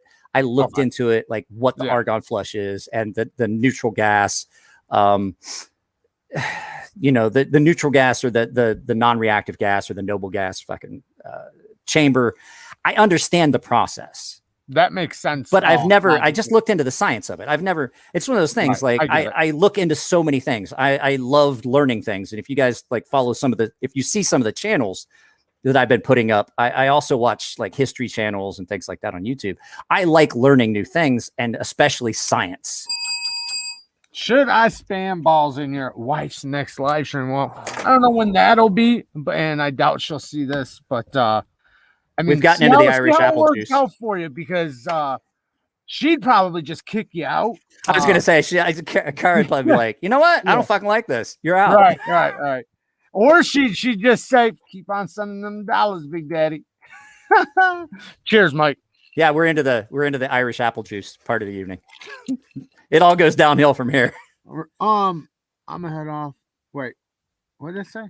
I'm gonna head off and question what the fuck I just did. Well, I appreciate it, Blood Clown. Thanks for all Blood the Clown, find my channel. You're welcome. You're welcome in any one of my live feeds, and I'll reciprocate in kind. We'll just go back and forth. Maybe we'll figure out a time that we can just do a live feed. You and I can just bounce back and forth. Yeah, there you go. You don't even have. I'm not gonna pull the whole thing where like you don't even have to donate money. I'll just read your chats out loud. Hey y'all, two of my favorite guys. What's up, Havoc? What's up, buddy? Alex says Jameson. Of course, it's JMO. Somebody was like, "Oh, I'll get you." Somebody the other day, I'll get you a bottle of bourbon. I'm like, it's called. There it is. Thank you. Interference. Thank you. I just couldn't think of it. Thank you. I know the science. I just can't think of the name. I get that all the time, man. Lindy, since you're here, I keep trying to hit you up in the live feeds and stuff. Some of those anodes that you were doing with the heat treat, and then I know how you do it, but like the lightning, I know the process. I've just never had it come out right. Beautiful. They are beautiful. They're such good work. Yeah. I'm gonna get with you, Lindy. I might get with you at Blade West and give you the pocket clip for my Chavez. Even though I like the orange peel. Yeah. I think that would look sexy on my Chavez. I highly recommend anybody who needs any knife mods, anodizing, things like that. Talk to knife modders, Lindy Lou and Rich EB. You can I'm sure somebody will throw them up in the chat. Mostly folders, a bit of everything says if antioxidant prevents cancer, is cancer rust? That's for you, Mike. I don't know. Sometimes, man, we get some questions in here that are just brain warping. I'm not an idiot. I just play one on YouTube. I love it. So back talking about Lindy Lou says, yeah, let's do it. Yeah. I like the way it looks because I did an orange peel two-tone. So I did black ceramic and I peeled the black ceramic off and I orange peeled it, and then I did bronze, but I was looking at it and I was like, that would look amazing. Cancer isn't rust, but oxygen destroys everything. That is so true. You want to know? You want proof that I'm a genius? I'm going to prove to you I'm a genius. I did this to Elliot, and he was like, "Okay, I can't argue. I can sum up organic chemistry in one sentence. Go ahead. Carbon is a whore." That was it. That's it. Organic chemistry is organic chemistry. Everything's carbon based, carbon combined with everything. Yeah. Carbon's a whore. Yeah. Organic chemistry, like that right there. See, I should be teaching a college class. What are you doing here? Right? I love history, not so much the science. My mind isn't wired scientifically, but history just comes easy to me. I personally I love history. I'm fascinated with it. I'm fascinated with some science things. Some science things I'll get lost because I might not understand the terminology. But the things I do get into, I really get deep into. I love science. I love science, but my thing is, and like you said, with the Hephaestus thing, mythology. I loved mythology. Like I took a mythology class and everyone was like, oh, Emler, he's the guy that only gets A's in science. I came out of mythology and I scored 100 on the final. And they're like, oh, holy shit. He's actually correct. I went through organic chemistry too. See? Carbon's a whore. The polar opposite seems actually I'm absolutely terrible at history. Been lurking and eating. Well, thanks, Sinister. Okay, so geometry. What is, and specifically EDC knives when we're talking about geometry? You're gonna ask me like what angle? No, right? No, I want to ask you blade stack thickness, right? Blade stack thickness, and I know there's hey, your next question. House. Sorry, go ahead. Get in the house. I'm sorry, I'm talking to the dog. No, go ahead. House. She's trying to go. There's a neighbor dog out here, and I'm afraid she's gonna run it. She wouldn't attack on their dog. She just wants to play. Right. And not everybody likes the idea of an 80, 90 pound German or golden retriever coming bounding at their poodle. So blade stock thickness. Obviously, I know your probably next question is going to be for what, right? For what? I'm just saying basic EDC in your pocket. What would be a great blade stock thickness? What is something that you personally like for yourself? So it depends on a couple of factors. Mm-hmm. Grind type. Are we talking about a full flat grind? Or are we talking about a hollow grind? Yeah. Uh-huh. And are we talking about a broad blade or a narrow blade? Because the 940 That's so true. Is not a super, it's about an average blade stock thickness. However, the blade on it is not, when I talk about broad, like some people are, how tall is it? No, that's not, it's how wide is it, you dolt. So from edge to spine, how wide is it? Because you can transition with a really thick blade stock. Mm-hmm. You can transition down to a super thin edge and it's going to cut amazing, regardless of what the blade stock thickness is, if the blade is broad. You can't have like the 940, you're never going to get that to be as slicey as a broader blade. Regardless, the only way to overcome that is to maybe do a hollow grind, but the fact is on a narrow blade like that, you're still going to have a very deep and hollow that's going to sweep up and have a big shoulder. It's still going to pinch. Create resistance. If you have a broad blade, you can get away with almost any blade stock thickness. Right. If it's nice as long as you're willing to grind it. The only other thing that you could do is like, I'm not going to lie, this is not as wide here, but what John did was this is a hollow. Yep. So it comes up fairly thin. And then he left it really thick here. So basically you have two different grinds on the same knife, two different thicknesses, two different types of grinds. The only way so for me, I really don't care. As long as it's ground well, as long as you took into account how broad the blade needs to be able for it to transition down to a nice thin edge to cut adequately. So you're not having a very, like you can get it nice and thin, but if it's really steep, it's going to pinch. If you get a too narrow a blade, you do a hollow, it's still going to be too much of a wedge and it's not going to want to cut. So you have to kind of look at it like if I have a hatchet that comes down really thin at the edge and then is really wide at the back, it's not going to split. Right. But if it's wide and it comes down all the way and it transitions properly, it's going to split because the whole purpose of that blade is to not just cut at the apex, but push material out of the way. Right. And so if it's too thick, it's not going to work. And if you try to get that edge too thin, even if the whole thing's backwards. I understand. I know. If you try to account for that with an edge and get it thin, there we go. What happens is it comes up and then it goes like this. That's how I do it. Yeah, and then you wind up with this, and you still have the same problem. Yeah. Now, if you do like a wide bevel on a convex edge, you can kind of overcome some of it. But it all depends on how the blade's ground, how wide it is, and things like that. I do personally like a blade stock thickness of about 0.12. That exactly what I was going to say. That's about the right, because you get away with a lot of stuff in that. But my knives that I've made, all the knives I've made, with the exception of all my custom knives, have been 0.18 blade stock Okay. thickness. But Right. I've made the blades broad enough. Fixed blades too, though. So yeah, they're fixed blades, and I've made the blades broad enough that I can transition down to a nice thin edge. Is it super thin behind the edge? No. Now the one that I made for Matthew, which was all hollow ground, came in at 0.011 behind the edge before sharpening. Damn. And it's terrifying. It's terrifying. Right. That's where that's so like with folders, I usually think like 120.12 is a really good, because like whether it's tall, anywhere 0.15, 1.2, you can get a good edge under that. And now I don't like when you start getting under like 0.11, 0.1, when you start getting to some of those blade stock thicknesses that are like 0.98. I like 0.098. You know what I mean? 90 thousandths. Like that's what my it just doesn't feel. It doesn't feel substantial. Oh, and the other thing I like. The other thing is I like to have some. I like to have a little bit of weight forward. And when you're getting into those thin blade stocks, you don't get that weight forward. So I mean, for me, it's I like to stick around like 0.15, 0.12, somewhere in there. Yeah, with a good consistent grind on a wide, broader knife. Yeah, I think like say going like say 120, 130 thousandths or 110 thousandths, right?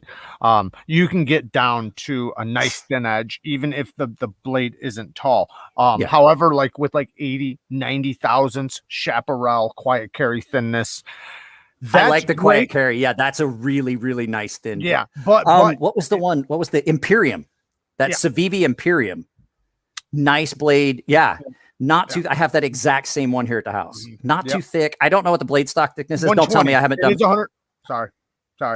Don't tell me the price either, because I did my first impression. I don't like to know the price or any of the stats. So the beautiful thing though about like say 80, 90 thousandths is it's gonna be a screaming cutter. Like you want to talk about fucking cutting, it's gonna be a screaming cutter, but it is literally the exact opposite of the spectrum of hard use. So you can't be tough on it, right? You can't. It's gonna have to be specifically used for cutting. Like this, you can't use this for. It's not like you're gonna do a lot of hard use tasks. Trust me, you're not, because there's a reason I've owned like 15 of these. It's because. I wind up treating it like everything else. I'm like, God, I broke another blade off of. But a lot of people they don't use their knives for hard. They literally do utility cuts, slicing, opening things up, and stripping wires, things like that. And in those cases, I think that thinness is fantastic. Yeah. But and also like for a short blade, I think that's great. But 120 thousandths I think is just a good average, because if you were gonna have a really short blade, you could put a hollow on that and make it thin. You can't, like I said, the Benchmade knife 40, as much as I love that knife. I seen that question. I'm about to answer it right after this. Glyco asked, can we explain what a detemp ramp is for and why the hell designers use it? I'll give my opinion after you. Go ahead.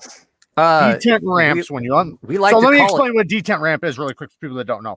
When you unlock the knife, right, you hit the detent ball, right? So you unlock knife, you hit the detent ball, and right there, that transition onto the blade, it's a little ramp cut in right here for the ball to get onto the blade, so you don't have that hiccup right there where you break it. You don't have to double clutch it. Right. So what's your opinion why they do it? My opinion why they do it is, well, there are some people that don't like it. And the boys at Fair and Forge do a detent ramp on their knives, but theirs is not as smooth of a transition, because they look at it like a safety thing, because they were having me especially after I started sharpening their knives for them. They're like, we can't in good conscience allow that knife to just drop like this one does. So with a detent ramp, what you get is that, which can be hazardous. If you don't know what you're doing, like I would not hand this knife to a non-knife person. Right. This knife does not have a detent ramp. And so what you get is that. So there's a little transition. There's a spot right here where it gives you a second chance. Yeah, it hits that ball, and it's just simply a feel on something like the Norseman that uses a flat face detent, which is basically a ceramic ball that's been ground off flat. You kind of want that because you run less of a chance of breaking a detent. People started putting them in because people were sending in, especially after people started using a lot of steel lock bar inserts, and they were setting the detent ball, especially ceramic, setting a detent ball into steel. Well, hardened steel doesn't gall onto these items like titanium did.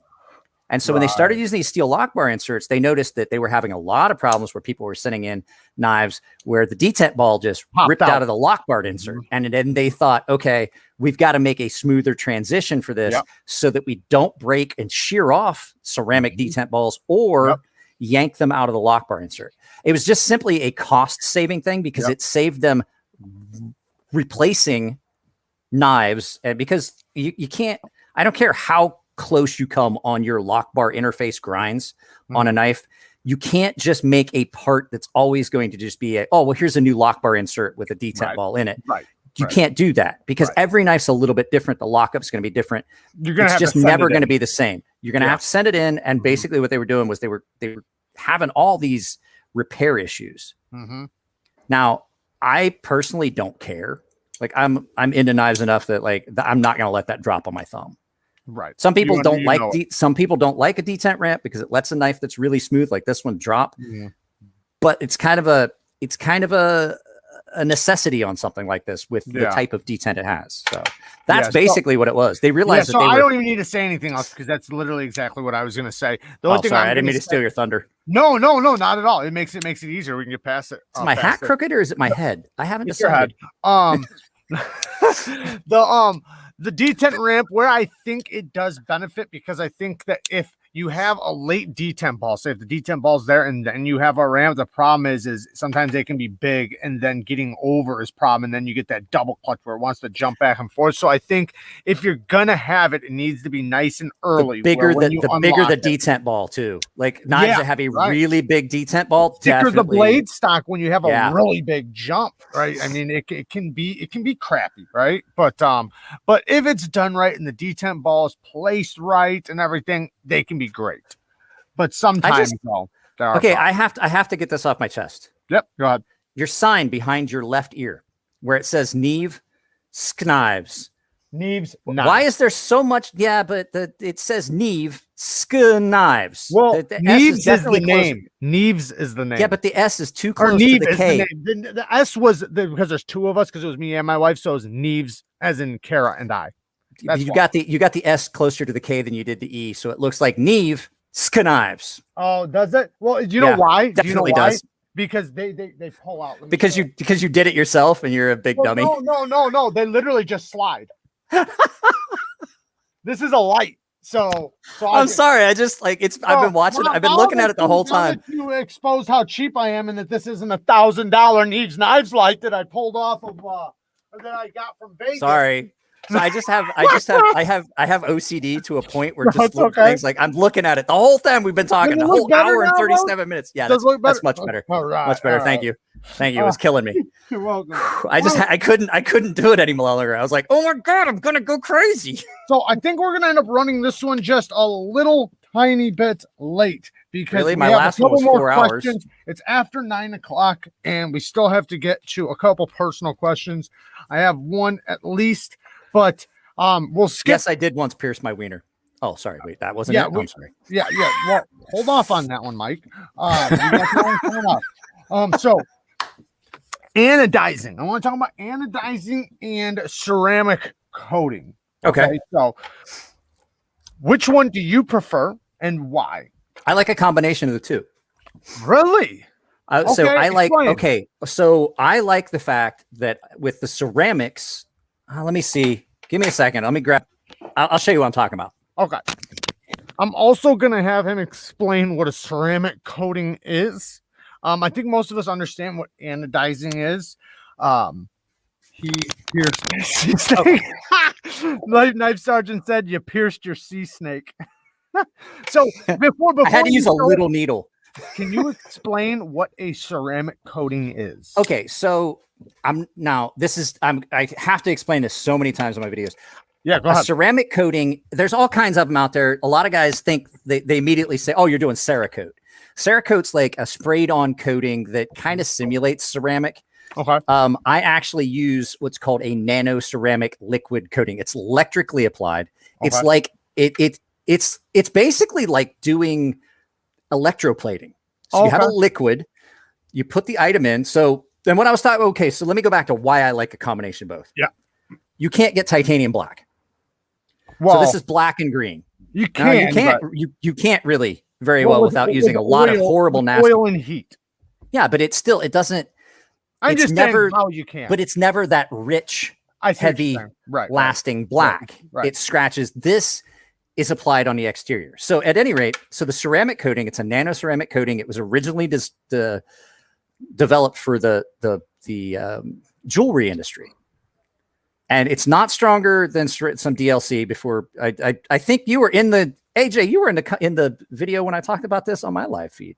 But at any rate, I'll get into that in a minute. Yeah, go ahead. Take your time. Take your time. So the ceramic, it's a liquid. You completely submerge the knife, and the reason I can't do big knives is because it's electric applied, and the stuff is like $60 for a quart, like a small bottle. Okay. So you're only doing small parts. So you completely submerge it. You put the negative lead on the steel, a positive lead on a piece of metal that's in the liquid, and it follows through, and it's like electroplating. Mm-hmm. And so you get this coating, you put it on. When you see your amperage drop to 0, it means you have a coat. You can't conduct any more electricity because you've completely coated the material. You rinse off the excess, you let it dry, you look for impurities, and then you hang it in an oven and you bake it on for like an hour. Right. And it turns it into an honest to God, like honest. It's like enamel. You know how like you paint enamel on and then you bake it, and then it turns into glass. Right. This is the same kind of thing. This starts like powder as a liquid, coating, like powder coating kind of. Like powder coating, but much more underwater. So it's a true ceramic. Yes. Cerakote is more like powder coat. It's not as good. It's not as thin. Well, what happens when you bake it on? And I don't know how it's going to show. You see how shiny I do that coat is? You don't get that with Cerakote. Right. You can see it here. It's a really shiny. It's not a matte. You can see a reflection in it, and it's completely impregnable. It's like you won't get rust through it. So you can do that, and you can get colors that you can't get on titanium. Can you do all? You can do all colors, right? You can do all kinds of colors. Like some of the colors are better than others.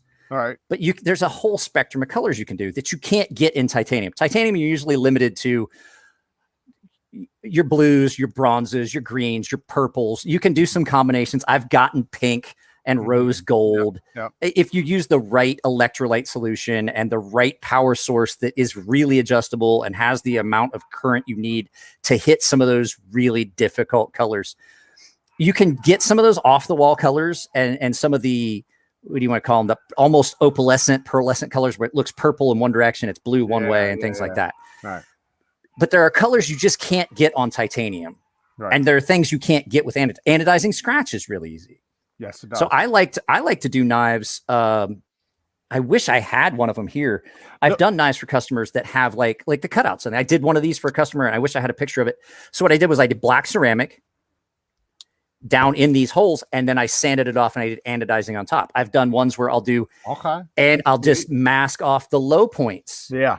And then I'll do anodizing, mask off the low points, and then do black ceramic on top. And then you have a black surface with all these little anodized lines where you things you can't do. Yeah. There's only so much you can do with anodizing and masking. Yeah, I will use a combination of the two. I will say that like knife modders anodizing, when they do their I forget what they call it, but like that the lightning strike looking one? The lightning strike anodizing, since they polish the thing to a mirror polish before they do it, it is so more durable than some anodizing that you see from other companies. And that's the other thing with anodizing. It is pretty durable for anodizing. Depending on the surface finish, yes, you won't get the color you're looking for. Like if you know that you're going to get, let's just say that I know at 14 volts, I'm going to get the bronze that I like on that pocket clip, 14 volts, 15 volts ish. If I blast that, I'm not going to get that color. I'm going to get a darker, weirder color. Yep. Absolutely. And so, and then I also like to do a combination. It's like, it's not going to show. I like orange peels and things like that. So, surface finish takes a lot of it, but when you're dealing with those ceramics, if you're looking for a specific look, there's things you can do by using a combination of the two. And if you go back through my Instagram, you'll see some of the ones I've done that are green and black and things like that. And they look amazing, red and black. Mm-hmm. And the other thing you can do is you're limited on how you can do specific colors. Like if you start with bronze on an item, but you also want blue. What you have to do is you have to do the blue first at a higher voltage, and then remove everything except what you want to be blue. Like this is bronze and blue. So you have to do the higher voltage first, because if you try to do the other one, you're immediately going to just take whatever coating or whatever anodizing color you had and bring it right back up. Right. You're already past. So you always have to. So there's just some things that you can't do with anodizing. Like if you want multiple colors. I mean, I have done, I did one time where a guy wanted a green flash sunrise. And so what I did was I had it at the color, and I wet the scale, and I had the voltage where I wanted it for the green I was looking for on the bottom of this. I had everything masked, so it was just gonna be one line of green. I dropped it in, but the voltage worked its way up. So I dropped it in, I lifted it right back up. Yeah. Go to Monster Racing's GoFundMe. I'm sorry. I was going to say something about that. I donated yesterday, and you don't even have to enter me in the giveaway. Yeah, me either. Definitely go check out Monster Racing's GoFundMe. We really appreciate anytime somebody can support the knife community. That's what this community is all about, is supporting each other. So, but yeah, you can check it out. You can do things where like I've never seen anybody can anodize stuff the way that Chris over at Fire and Forge can. Like that's his whole thing there. Elliot makes a knife. Elliot has a thought process on the engraving and its intricate details, and then he gives it to Chris. He's like, give me colors. Like he doesn't have an input on any. Chris just does the colors like in his head. Okay, how he thinks it would look. Really quick. Why is it more durable, or DLC more durable than ceramic? And then also one other little thing, just to sum it all up, PVD coating. Go. Okay, so PVD is not a coating. PVD is a process. Positive vapor deposition. DLC is actually a coating. Diamond-like carbon. That is what you're putting on. It's a diamond-like carbon coating. The difference between the two is night and day, because God only knows what you're using because all you're doing is you're making something into a vapor and you're depositing it on the material. I'm not sure exactly how PVD works. I just know it's a process, not a coating. So there's that. DLC is more resilient because it is a diamond-like coating. Titanium nitride is kind of the same thing. I think titanium nitride is done via PVD. Okay. It just happens to be really, really, really hard. Or they use the same process as DLC. But DLC has a process where it's done in a vacuum and it's deposited, a lot like PVD. As a matter of fact, you can do DLC via PVD, but the best way to do it when you get the polished ones like Rockstead uses, it's a different process. So at any rate, so DLC is as hard as diamond. Yeah. So therefore it's harder than the underlying steel. The problem with DLC is it's such a thin coating. You can actually get rust through DLC. You will not get rust through this. This is so much thicker. But as opposed to Cerakote is like 5 times as thick as this ceramic coating, and it's not got that hard surface finish. So it adds friction. This really doesn't add friction. Like I've done screws and added ceramic coating to screws, and I didn't mask the threads. Can you stonewash it? Can you stonewash it? That's the other thing I was going to say, and I forgot to say it. So what you can do is you can do a ceramic coating, tumble it, and then anodize on top of that. So you have flecks of color that come through. You can't do that with anodizing. You can't get a two-tone like that where it's not like, okay, I stripped this area, and maybe you can do the magic marker trick where you take the build-a-marker kits, and then you stick the anodizing electrolyte inside the body of that, and then put an electrode in it, and you use it like a pin, and you draw the colors you want. You can do that, but it's all straight line trail stuff. Design where they do the trail. But like if you put black ceramic on a knife and you tumble it, and it runs it rubs that the ceramic off the edges, off the high points, and you go back, you can anodize that, and then you have a black and bronze, but only just in certain areas. But yeah, DLC is the most robust coating, but you can get rust through it. I had a Rockstead that came in. How does it get rust through it if it's because it's so thin? It's still permeable. It can get moisture through it. This is enough thicker, and it's baked on, and it seals the pores completely. So it is more resilient, but it will rust through. This not as resilient, because you can see I've definitely scratched some of the ceramic on this. He does look like a NASCAR person right now. Well, that fits. Spokesman. That's hilarious. That definitely fits. I want a good headset to be honest. These are like $12. Right. I need to get a good one because when I play anything from Google or anything or play anything on YouTube, I have to unplug my microphone. Irwindale Speedway is my can koozie. I'm gonna show you these two knives really quick because I'm gonna send them to you, and this was one of the ones I was talking about, and then we're gonna go to like one or two personal questions. So this is the Kaiser Begleiter. Okay, so in my I had the first version of that. This new version with the they got this new bearing system, and the thumb stud action on this between the first one, there's no comparison. I mean, it's like a completely different knife. So that's good because I got rid of the first one because actually I had a hard time with it. It hurt. It honestly, like I got knife maker hands. Yeah. It hurt my thumbs. The first one, the Gen 1. The detent is so, I can't explain to you how well tuned this thing is. Like as soon as you break the detent, there's no stopping the blade. I mean, it's just it's like the Rhea. It is exactly like the Rhea. Exactly. I love that. Okay. Then you sold. I think I told you that. I was like, sold. Yeah. It's exactly like the Rhea. And I got, there's a smaller one too. And this one's even more like the Rhea because it's the same size and it's got a little sheep's foot. So they have the large and that. Yeah, they got the large and the small. I think turn it sideways, turn them both sideways. Let me see the pocket clips. Yeah. So this one, they're both deep carry. That's the one thing you're not going to like. Yeah. Flip it up. That one probably not so much. What's the other one look like? It's deep carry too. That's the one thing I know you won't like. Yeah. Okay. So the one you showed me first, probably not an issue. That one you just showed me, the Begleiter, I'm gonna hate it. They're both Begleiters. One's the Begleiter, but one's the Begleiter Mini. Okay. But the mini I'll probably be okay with, but the red one, the Begleiter, I'm gonna hate the pocket clip. I'm guaranteed. I already know that.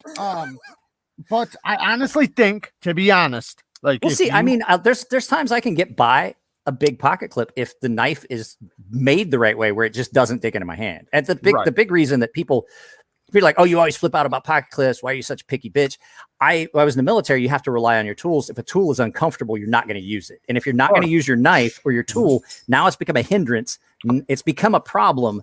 It's not solving a problem. It has now become the problem. I'm not 100%, but I'm like 60-40 here, that I do think that if you took one of their older clips that are not deep carry, that it'll fit the same screw holes. So all I'm saying is that I'll probably be able to clips that will fit this. Well, and I said, a lot of times that's an afterthought. Like, would I still carry it? Yeah. Does the pocket clip bother me a little, but like not enough that I wouldn't carry it. And I always say that too. Like anytime you get a knife of this size with a deep pocket clip, it's gonna hit your hand. It's just, if you want a damn deep carry clip, it's just something you're gonna have to deal with. Which I still don't understand the whole. I mean, if you have a really fancy knife, maybe a deep carry pocket clip, so you're not hitting your hardware on things. But at this point, if you're trying to hide the fact you're carrying a knife with a deep carry pocket clip, you're not hiding it from anybody. Everybody knows what pocket. Every cop, I'm telling you right now, every cop knows what a deep carry pocket clip on a knife. So I personally think it's more about that the people want to carry multiple things and they don't want multiple things hanging out of the pocket. I can see that. Yeah. So let's get to some personal questions. Can you turn that light off? This is the part of the show where we talk about weird, crazy things for anybody who's actually weird and crazy that will answer the damn questions. And all right. So today we are talking about, we're going to ask Mike, has he ever been in a bar fight? See that tooth?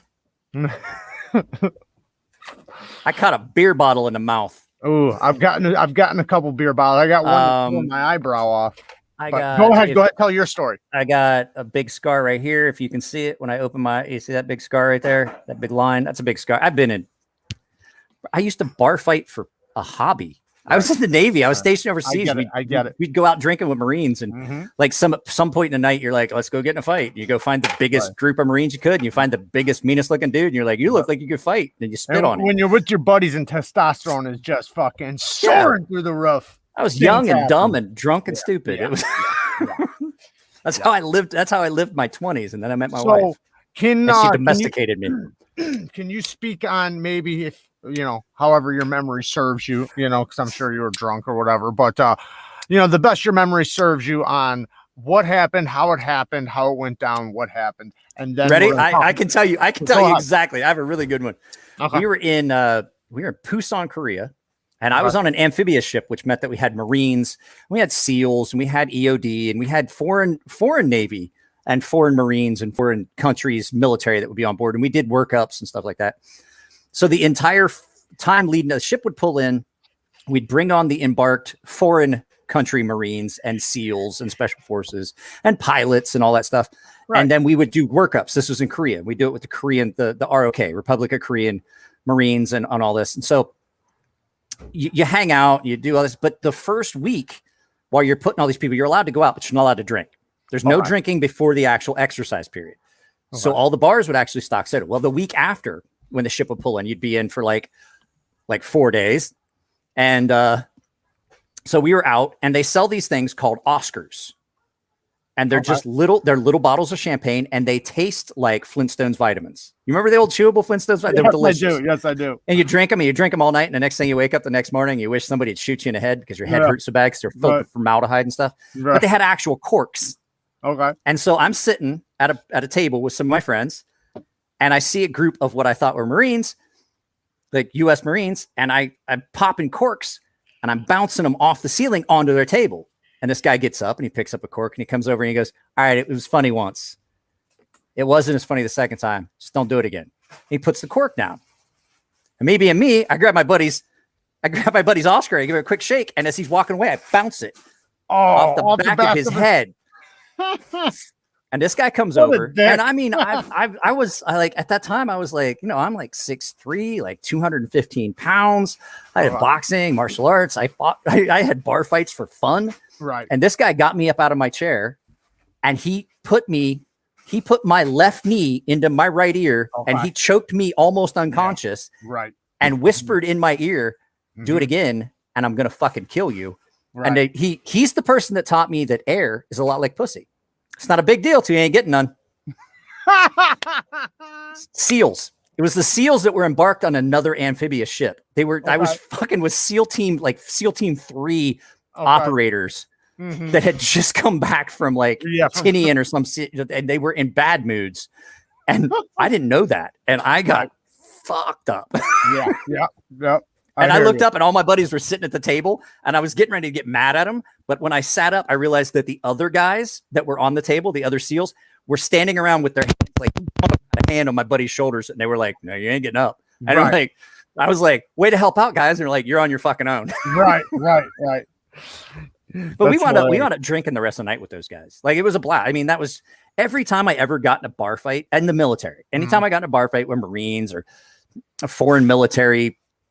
At the end of the night, regardless, you're all like, you're putting Band-Aids on your face. Like, one guy's got his ear half ripped off, and you're just like, arm in arm drinking. It built, and they didn't care. Our supervisors at that time, this is early 90s, they didn't care. Like, they'd see a fight going on. It was like, as long as it was like U.S. Marines and U.S. sailors, they were like, you get a whole bunch of alpha males, testosterone alpha males, in a vicinity. So much fun. Get some fights. It's so much fun. It's a blast.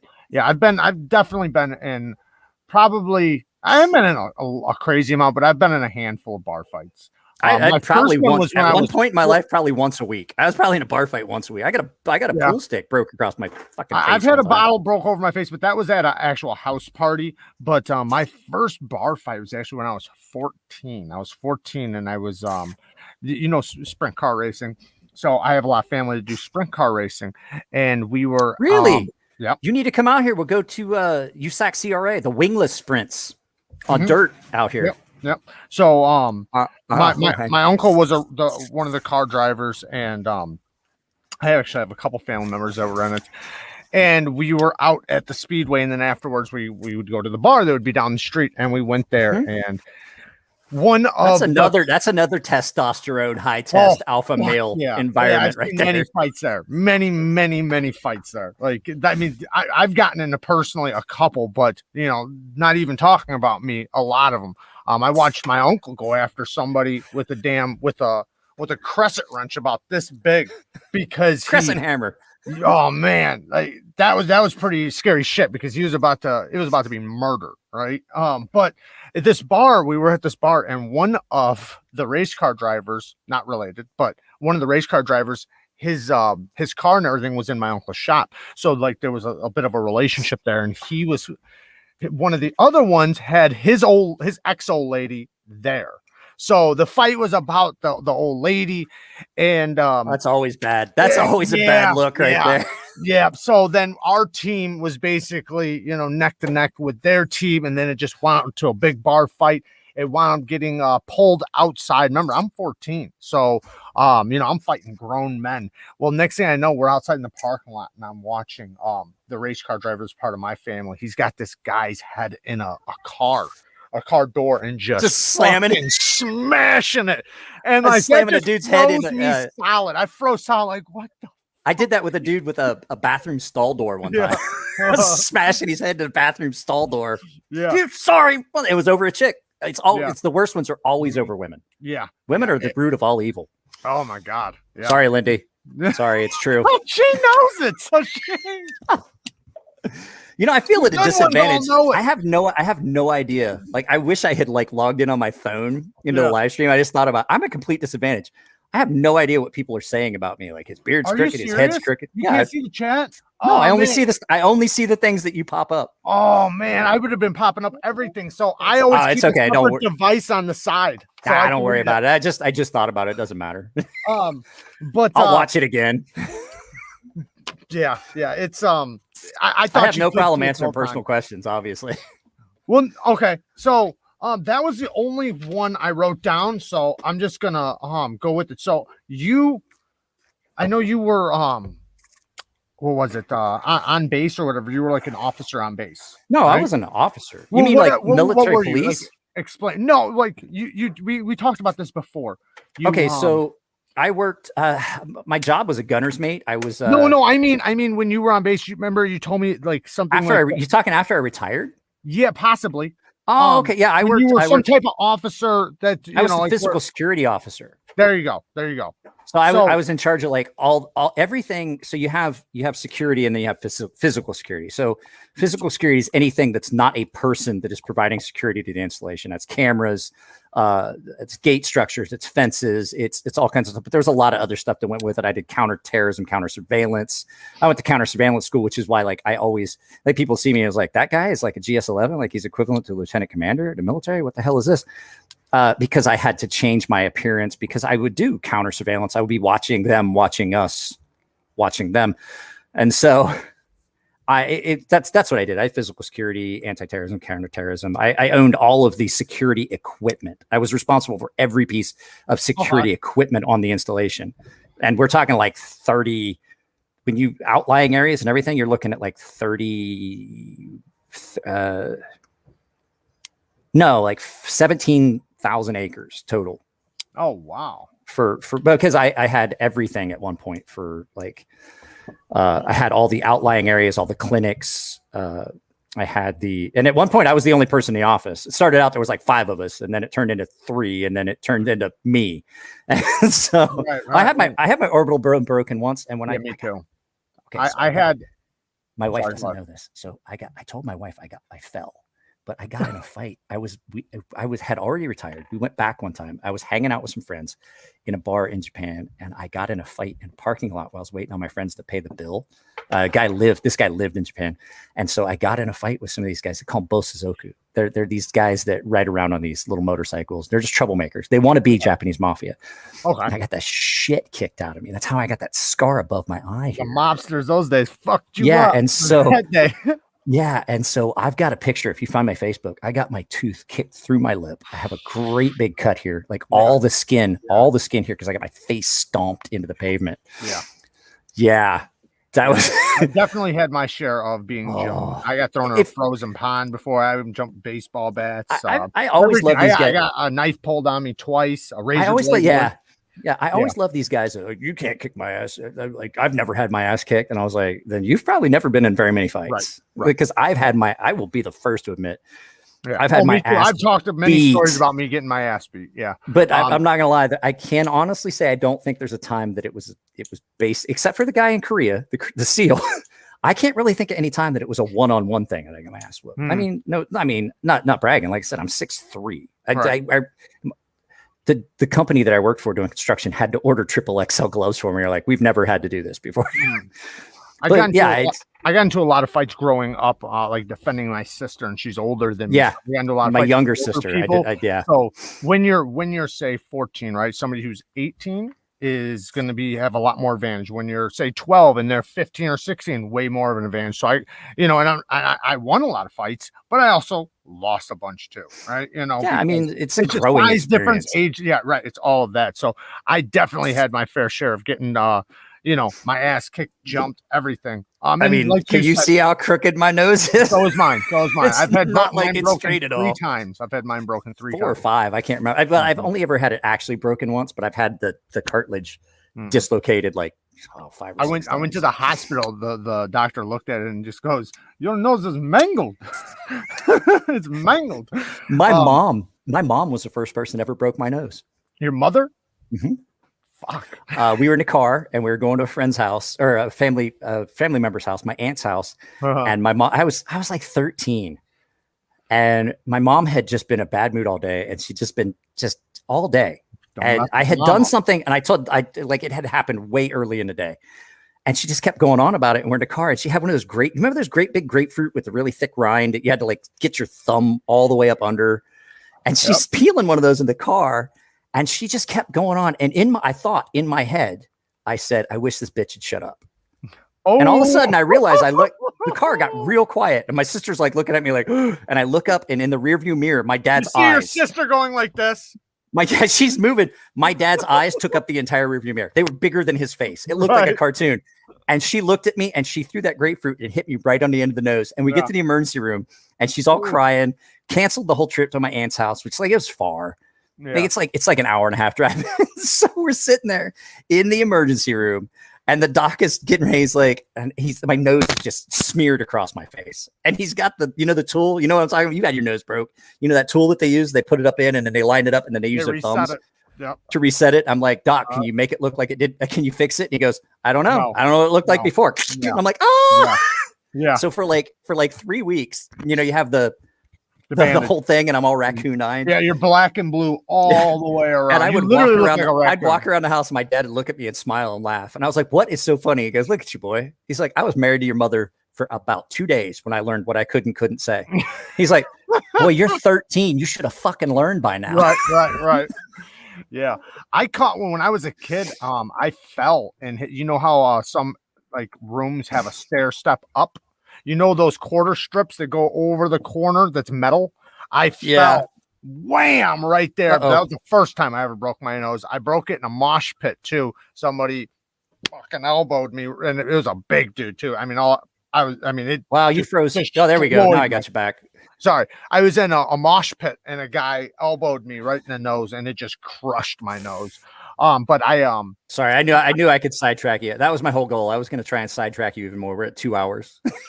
No, it's all good. It's all good. This is the point. The last part of the show, is like we just talk about crazy stories. If people want to stick around, they can. This is kind of, I get entertainment out of having good fun. I told you, like the live feeds, I do those for me. The live feeds I do on my channel. Yeah. Like everybody's like, oh, you do a lot of live feeds, just trying to get numbers. No, I just enjoy doing the live feeds. Mm-hmm. I do the scripted edited videos because people like to see those. That's what my subscribers want to see. I like doing the live feed. The live feeds are for me. Right. I do them. I do those for me. Absolutely. Like I would, if they were perfectly fine with me only doing live feeds, I would never do another recorded, edited video ever. It's like therapy. It really is. Yeah, exactly. I agree. I don't have a therapist. I get you guys. Right. Where was I going to go? I was going to go. Oh yeah. So the one time though, because I got this scar right here from a bottle, like I said. And I also broke my entire face. I got shot point blank with a potato cannon and all the bones in my face. Of all the shitty ways to get your orbital bone broken, dude, it almost killed me. Like I was blind for 2 months, and it ruptured my eyeball, everything. That was a point like where I was ready to die. That's where I was going with the whole story when I told my wife. So she thought I fell, and she was like, well, maybe you broke the bone in your face. Cause I've had my orbital bone broken. Yeah, I got it broken in a fight. Right. And she was like, well, maybe you broke, we need to go to the doctor. Cause I had never told the government, I had a top secret clearance. I wasn't supposed to leave the country. Right, and I never told I never told anybody I was, and then that's an international incident. I have to go to a Japanese hospital. They're like, what the fuck are you doing over there? You got in a fight. And so she's like, well, maybe you might've broke that bone. And I was like, I didn't break that bone. She goes, how do you know? I was like, cause when I touch here, baby, I didn't break it. So no, because I was like, cause I'd had it broken before and I know it's the most painful thing you will ever experience in your life. No. And I was like, I know, because when I touch here, I don't pee my pants. And she was like, and my father-in-law started laughing. He's like, oh my God. Yeah. So I know. My nerves all grew back weird. So like if I touch right here, I actually feel it in my lip. Mine's all my nerves are growing back in weird places. So like if I go like this, it literally feels like I'm going like this around my I had that with my second knee surgery. My second knee surgery, the entire right-hand side of my knee is numb unless I hit it really hard. And then I can feel it like right above my ankle on the inside. And I'm like, what the fuck? And I have a ton of nerve damage. I've had this shoulder reconstructed completely. I've had the bicep reattached. I've had all kinds of other tendons and ligaments. Yeah. My dad had a fake shoulder. Yeah. I don't have a collarbone anymore. And I have so much nerve damage in this hand. I will grab things. Like if you ever get to see me in person, like you'll see me, I'll like, we're going to go somewhere. I'll grab my car keys as I'm walking away. They hit the ground. I'm like, I thought I had them. Yeah. I have all kinds of nerve damage in this hand. It's not that I don't have the grip strength. It just feels like you don't know you're holding it. Probably. I just can't tell that I have it. Yeah. And like I said, you can see the way the shoulder sits different than the other one. I've done so many things. It's, I've got, I wake up and I feel like I was in a rollover car accident every morning. If I touch my thumb right here, like there's absolutely, like I could literally do surgery right here and not feel from here to here, no feeling whatsoever. And if I do touch here, right, I don't feel it anywhere right there. I feel it over here. Yeah. When I touch over here, no feeling. Nothing. Whatsoever. Like I can literally cut it open right now. Do you remember my Instagram post when I cut that hand real bad and I had to have the emergency surgery because I do. I have no feeling on this side of my thumb. What happened again? Whatsoever. Okay. So my little Kurodashi knives? Oh yeah. Okay. So I had made one for a customer and he said, I had it done. Like it was done. It was already sharpened, Jared. It was, so it's sharp. Fuck yeah. And he was like, I changed my mind. I want a lanyard in it. And I was like, it's already hardened. So I got a carbide bit and Elliot was like, yeah, you should be able to do it. But I couldn't find the clamps that we used on the drill press. So I got this small set of aluminum clamps that we used on the mill that weren't as strong. And I was like, it should be okay. And I clamped it down and it wasn't. And when that carbide bit got all the way through, it spun and I idiot coptered my thumb and it hit my thumb. And I was like, oh God. And I was like, I got to go to the hospital. Elliot was like, let me see. It can't be that bad. And I took my hand off it. He goes, yeah, you got to go to the hospital. And his brother, Chris, looked at it and you could see the tendon. Like it was one of those cuts where my body was like, oh, we're not sending blood there yet. Yeah. And you could see down in it. And I was like, yeah, that's a bad one. I can see the tendon and I could see that I hit the tendon. And then all of a sudden you see the blood go, and Chris goes, oh, and I'm like, don't do that. And like, me being me, I like grabbed a paper towel. I'm like, grabbed electrical tape. I was like, Elliot, tape this for me. He's like, yeah. He's like, you win. You have the worst cut that has ever been issued on this shop. And we taped it up with a dirty paper towel. And I walked over and he's like, what are you doing? I was like, well, I cleaned the blood off your drill press. It's carbon steel. It's going to rust. He's like, get the fuck out of here. And he's like, do you need us to someone of us take? I was like, no. And I just drove with my left hand out the car all the way to Balboa Hospital because it's free.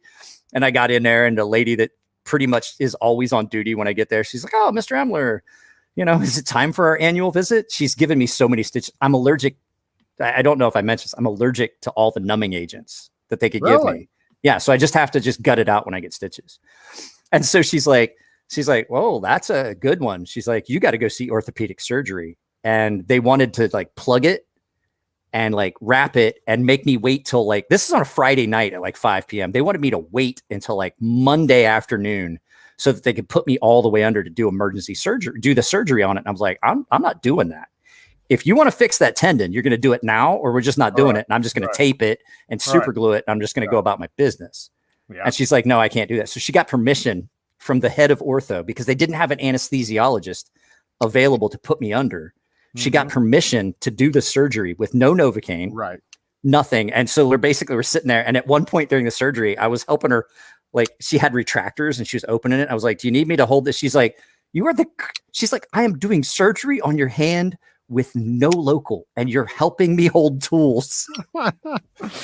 Yeah, it did hurt. It hurt so my bad. Eyebrow, my sister, because my brother-in-law was a mortician at the time, and I was like, sew it, right? I was drunk. Yeah, right? I was drunk. I was Stitch like, me. sew it. Stitch me, doc. He came with a mortician needle, a needle for dead people, right? So I mean, it's so big. My sister looked at that thing. She goes, "No fucking way!" And I was like, "Do it!" You know? She's like, "Not a chance!" Right? So she wound up getting super glue or liquid stitch or whatever. The liquid stitch. That Dermabond actually works really well. No, and I mean, it's just a safer version. It's basically super glue with less some of the other caustic chemicals that are in it. It's just. It's like safer super glue. It's the same thing. That's what super glue was designed for. Like in World War II, it was originally for an instant bandage thing. That's why it bonds the skin instantly. Right. I had to have stitches on this thing. I cut myself with a pair of scissors, and I went in one time, and the late Patricia, same lady, she gave me five staples. And I stood up on her piece of sheet metal one time, and she did the staples in my back. And we got done. She was like, "Well, I gave you 5 staples," and I'm like, "Yeah, I know." She's like, "Oh, I forgot you weren't numb." But so we did it, and she comes in and she's like, "We got this new doctor. He's never done stitches. He's still an intern. Do you mind if he does your stitches?" He's practicing. And I'm like, "No, that's not a problem." And she's like, "I just figured you would be the best candidate because you've had this. You hurt yourself so bad so often. I just figured it would make sense." And so we sit down, and he's like, "Okay, first thing we're gonna do is numb you up." And we're both looking at him like, "No, you're not." And he goes, "What?" And she's like, "He's allergic. You're just going to do the stitches. That's why I brought you in." And so we got the drape, and I'm like, "I'm saying, you need me to hold my hand like this?" And he goes, "Yeah, you have done this a few times." Everything was good. He's got everything prepped. He's got the hemostats in his hand with the needle in it. And he gets to my hand. I told the story at a live feed the other day. He gets to my hand. I see his hand start shaking. He's like, "Oh shit! I thought you were going to tell me you went ah." No. And so he backs up. He backs up, and he gets back down, and he gets real close, and his hand starts shaking again. And I was like, "Doc, I'm gonna tell you something. I'm gonna tell you a little secret." He's like, "What's that?" I was like, "You're not gonna feel a fucking thing." And he laughed, and he was like, "Okay." And he did the stitches, and he was like, "I gotta ask you, what's it feel like?" And I was like, "Oh, it's so much better now that there's no air getting into the wound and it's all clean." He's like, I was like, "Oh, the stitches." I was like, "Nah, it's like bee stings." My thumb, actually happened during a live. I had, you know how sharp brand new rock studs are, right? Brand new out of the box. I forgot about that. Now I remember. Yeah. I literally, it was like this, it was like, that was it. Like it literally just was so gentle, right? Yeah. Just so gentle. And all it did was it went like this. They're nightmare sharp.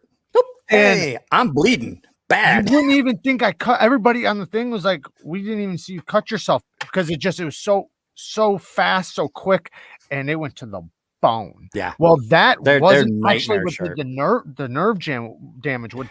Because of the wound, right? I had trouble holding things, right? For a couple weeks, I was cutting something with the Harsey, with the Spartan Harsey, and it had these thick plastic straps around it. And I went to cut the strap, and me not being able to hold very well, had a bad gripping and lost the grip. The strap cut through, and the rocks or the Harsey stabbed right into the same fucking cut, right to the nerve. And oh my God, it hurts so bad. And you know, the only thing I'm picturing in my head, is like one of the last scenes of Harley Davidson and Marlboro Man with Don Johnson. And yeah, and he shoots Don Johnson. He goes, "That hurt, Harley. That hurt bad." Yeah, it hurt bad. Yeah. That hurt bad. Bro, I'm not gonna lie. I got this out because I was gonna do first impressions. I almost cut the fuck out of myself with this. That thing, that's a nice knife, man. I like that. That's a good knife. Now I have a question. Is Sencut, what is it? Civivi now? Is Civivi now Sencut? Or do they have three separate brands? It's 3 separate brands. It's all made by We. So that's basically the new Civivi. So Civivi basically stepped their game up a little bit, and that's basically Civivi's budget line. Jesus Christ.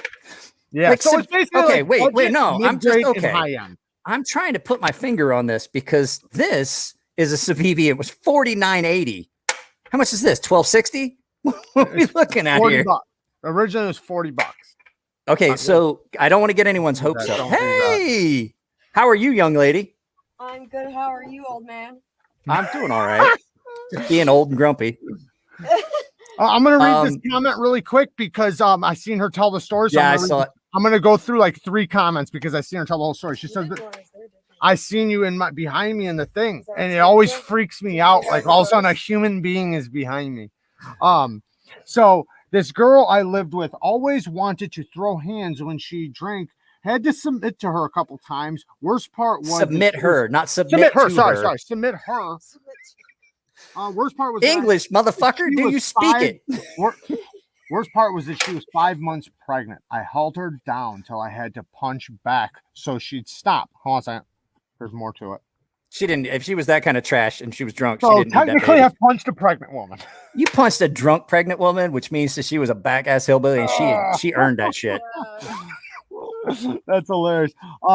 She started it, and I didn't have a choice. I've definitely been in those situations where I wanted nothing to do with the fight, nothing to do with it, and it's like this is gonna have to happen. I got news for you. When my wife was pregnant, I don't want to say this too loud. I was stationed at Expeditionary Combat, which is like the lowest rung. 2 at once, double kill.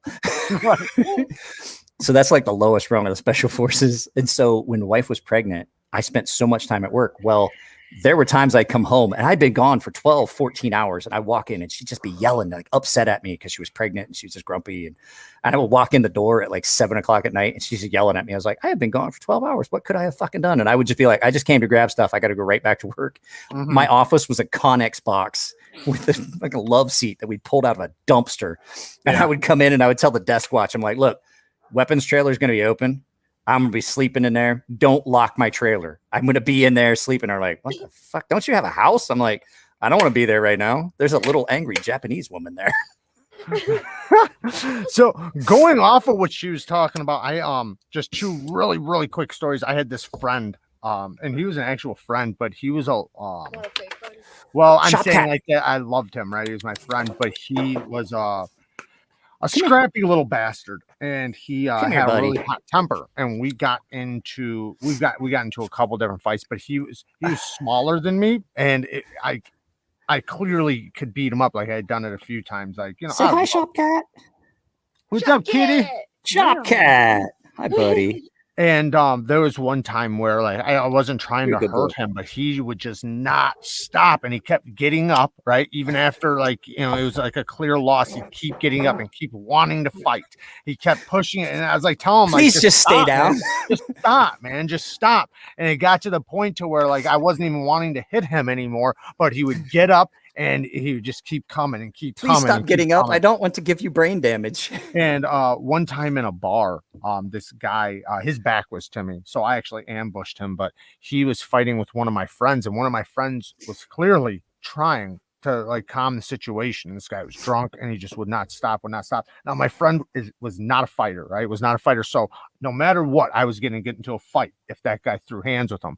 And because my buddy, nicest guy in the world, was not a fighter, right? And so I went up behind the dude and I just rear naked choked him, right? Put him right to sleep. Now the one part I regret is I dropped him. After, because you know when he went to sleep, I didn't think he was going to be all the way asleep. I've done the exact same thing, and I never regretted it. I'm like, well, what I'm saying is, you started this shit. You had this coming. You earned this. Bang. I could have just clearly put him right down on the ground, right? Go like this. You didn't go bang. No, that's what I did. I just let him go, and it's just like, and like right to the ground. It's like, oh fuck, man! Like this guy hit his head. Like on the ground. Good for you. You know what happened after that? He earned that. But normally what happens, like 90% of the time, anytime I've ever put somebody to sleep, they fucking twitch. They literally you held it too long, you dick. So if there's a wall, like I seen my one buddy, there was a door there. Oh, bam, bam, bam, bam. Like you're not supposed to hold it. Just wait till they go limp, you dickhead.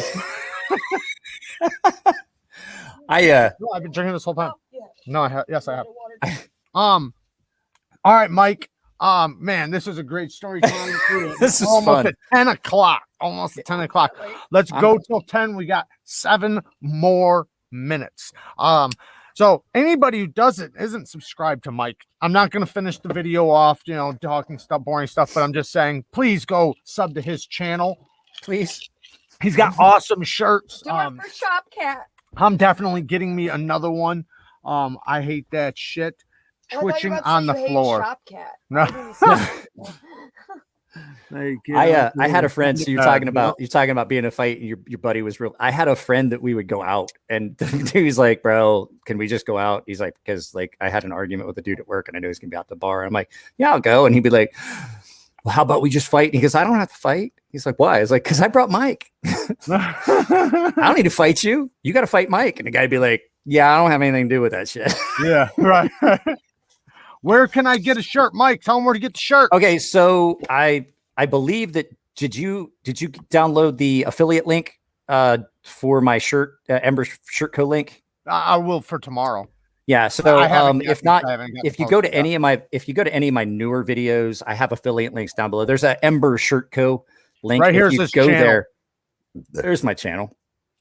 Actually, that's just the general channel. I think actually you can just do youtube.com Mike Emler or Crazy Sharper. But I'll provide you with the actual link here's for full the 30. Yeah, that's my full 30. Thank you. But yeah, if you go to my videos on YouTube, I have added the affiliate link for Ember Shirt Co., my merch store, which don't go to my merch store right now. It's completely in flux. They're changing providers and changing website. It's just waste. That's why you don't see the merch store like this is past Mike. You don't see that anymore in the videos right now. But I got my shirt quick. Yeah, Ember Shirt Co. is great. And like I said, Justin Lair he was a Marine. I've known him for a while now. We met at Blade West the last time I went, which was the last time they actually had it. And he's a Marine. He owns Fiberlight Firestarter. He owns Ember Shirt Co. Veterans helping veterans. I love the dude. Awesome. He offered me a chance to have shirts made. I didn't care if I actually made any. I think I've made like $8 on the shirts, to tell you the truth. But the fact was, it gets them out there. It shows the print quality. It shows the quality of the shirts and all that stuff. So it's in the affiliate links of my YouTube videos, especially like the newest ones. And I did a video today. 5 fast knife reviews. Go which was and watch Jared's. But I'll tell you what. Do you know it. what's had more traffic? Has been the Shopcat Chronicles. I have one of the Shopcat Chronicles that got 1,000 views overnight. So, awesome. I mean, if you're trying to break that analytic and like get more views to your channel, Shopcat has been a gold mine. Go give me a shot. He's just freaking great. What's the Australian guy's name? Which one? The knife guy. Ada and Cedric? Yeah. Oh, Cedric and Ada, yeah. Cedric and Ada. When he did his cat review. Oh yeah, Basil. That's kind of on Basil. So Basil, but Basil. Yeah, I have. I'll say we have. So he has. So that's a male.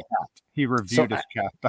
Shopcat's a male, and my daughter named me Tab. I don't know what his actual name is. His legs are 4 inches. That's a huge cat. The one we have.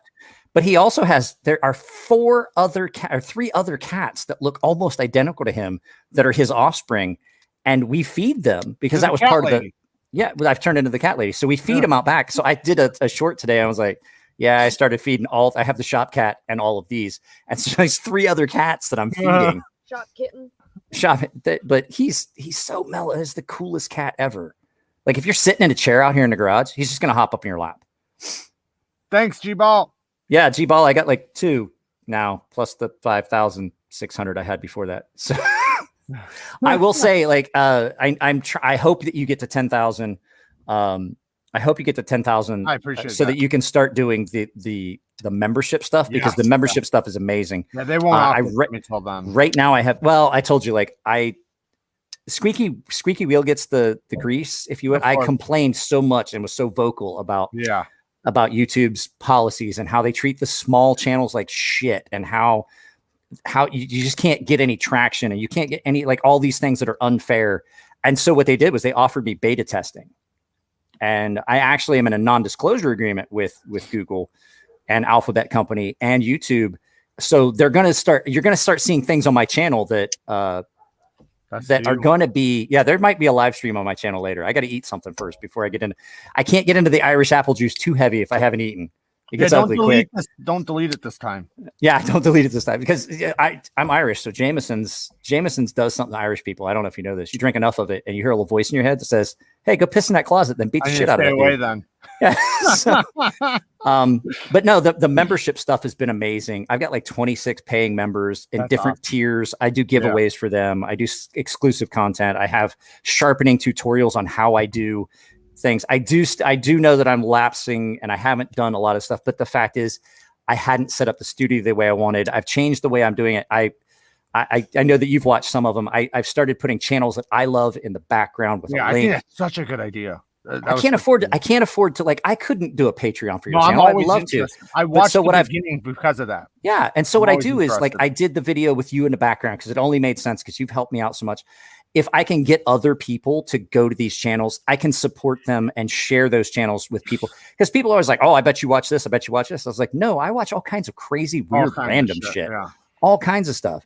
The epoxy art and all the other crazy stuff that they're not going to expect me to have. And they're going to get to see it.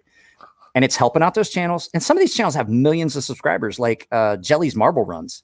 I put him in the background. He has like 1.5 million subscribers. Right. He watched the video and commented. He was like, that's a nice background.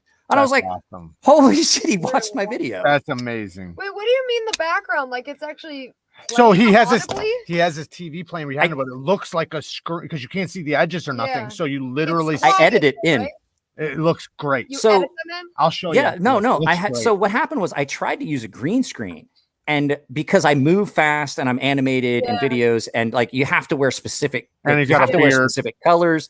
And what would happen is the background that I was putting on the green screen, I get the artifacts, and you're really limited on like what your editing software has as a background for the green screen. Yeah. So I have a 65-inch TV mounted on the wall in my shop. So what I started doing was videotaping in front of that. And then I just crop it in. So the only thing you see is me standing in front of the screen. And so I have my logo, which is the screensaver for my computer Yeah, that scrolls across now that looks like picture frames. that's awesome. And then when I go to the next, so that's the, hey, listen to here comes the music. And then there's the intro. It shows me making knives and stuff. But then the next thing you show is I pick a channel that I like and I play it in the background and I mention the channel. I talk about it and I put a link to it in the description so that people can Lindy, you need to get a YouTube channel so I can start doing your channel. He's got one. They just don't post a lot, but they do have one. Yeah. But See, they've done a little bit of mod work on. Well, I'll find one of your videos and I'll put it up in the next background when I do. I think I'm doing I'm going to try and shoot a first impressions video of this Sen cut. Oh no, that's not the Sen cut. Where'd I put it? At any rate, the knife's meow unless if they changed it. Oh, okay, yeah. So it's just a way for me to support channels that I can't I can't give money. I don't have any. Right, right. I can't go to work because every time they come up with these mask mandate things, I can't go back to work because I have an autoimmune disorder. So I can't go to a construction site. I can't work retail. And every time they come up with it, I get a message from my doctor going, yep, can't go back to work. The state of California won't pay me disability anymore. So basically I'm not making anything and I can't go to work. I can't do anything. Yeah. And the doctor's not recommending. Change it to knife modders. I'm sorry, she did change it to knife modders. I wasn't positive. I thought that, but I wasn't positive, and I didn't want to say it and be wrong. Lindy, DM it to me because I'll forget. So, Stasa, it's all good. Just call me tomorrow, any time of the day, brother. Just hit me up tomorrow. I know some people are coming in late. Some people are taking off. We're about to take off. Mike, thank you for joining me tonight. Guys, I probably am gonna do a live feed on my channel after I eat something. So definitely watch out for him to post. Yeah, it's only 8 o'clock here in San Diego. I got another 2 hours. I had 2 hours and I drank a quarter of a bottle of Jameson's while we were doing this. I can drink the other quarter. I'll still be straight. Half a bottle, that's nothing. All right, Mike. Take it easy, brother. Thanks for this, man. Guys. I appreciate this. We got to do this more often. Yep. Guys, thank you, all the moderators. Thank you for helping out with all the links and everything. Thank you for all the donations. Guys, I need more moderators on my channel. So anybody that wants to do that, definitely go over there. I get a lot of hate content. Somebody that can help me moderate that shit. Yeah, you just gotta hover over their name and you can just choose to make me mod. Just pick someone that comes a lot. Yeah, pick somebody that's I did in the last one. And then, so I'll do that. Like if anybody comes over, I'm gonna eat a couple pieces of pizza. Then I'm gonna Jared a mod. He'll do it when he's there. Oh yeah, absolutely. But he's not gonna be a lot. Yeah, you are. That's true. I said it because I always hear your stuff on. All right, guys. I always hear your voice in my house. Yeah, I do. Later, guys. Love you. Later. And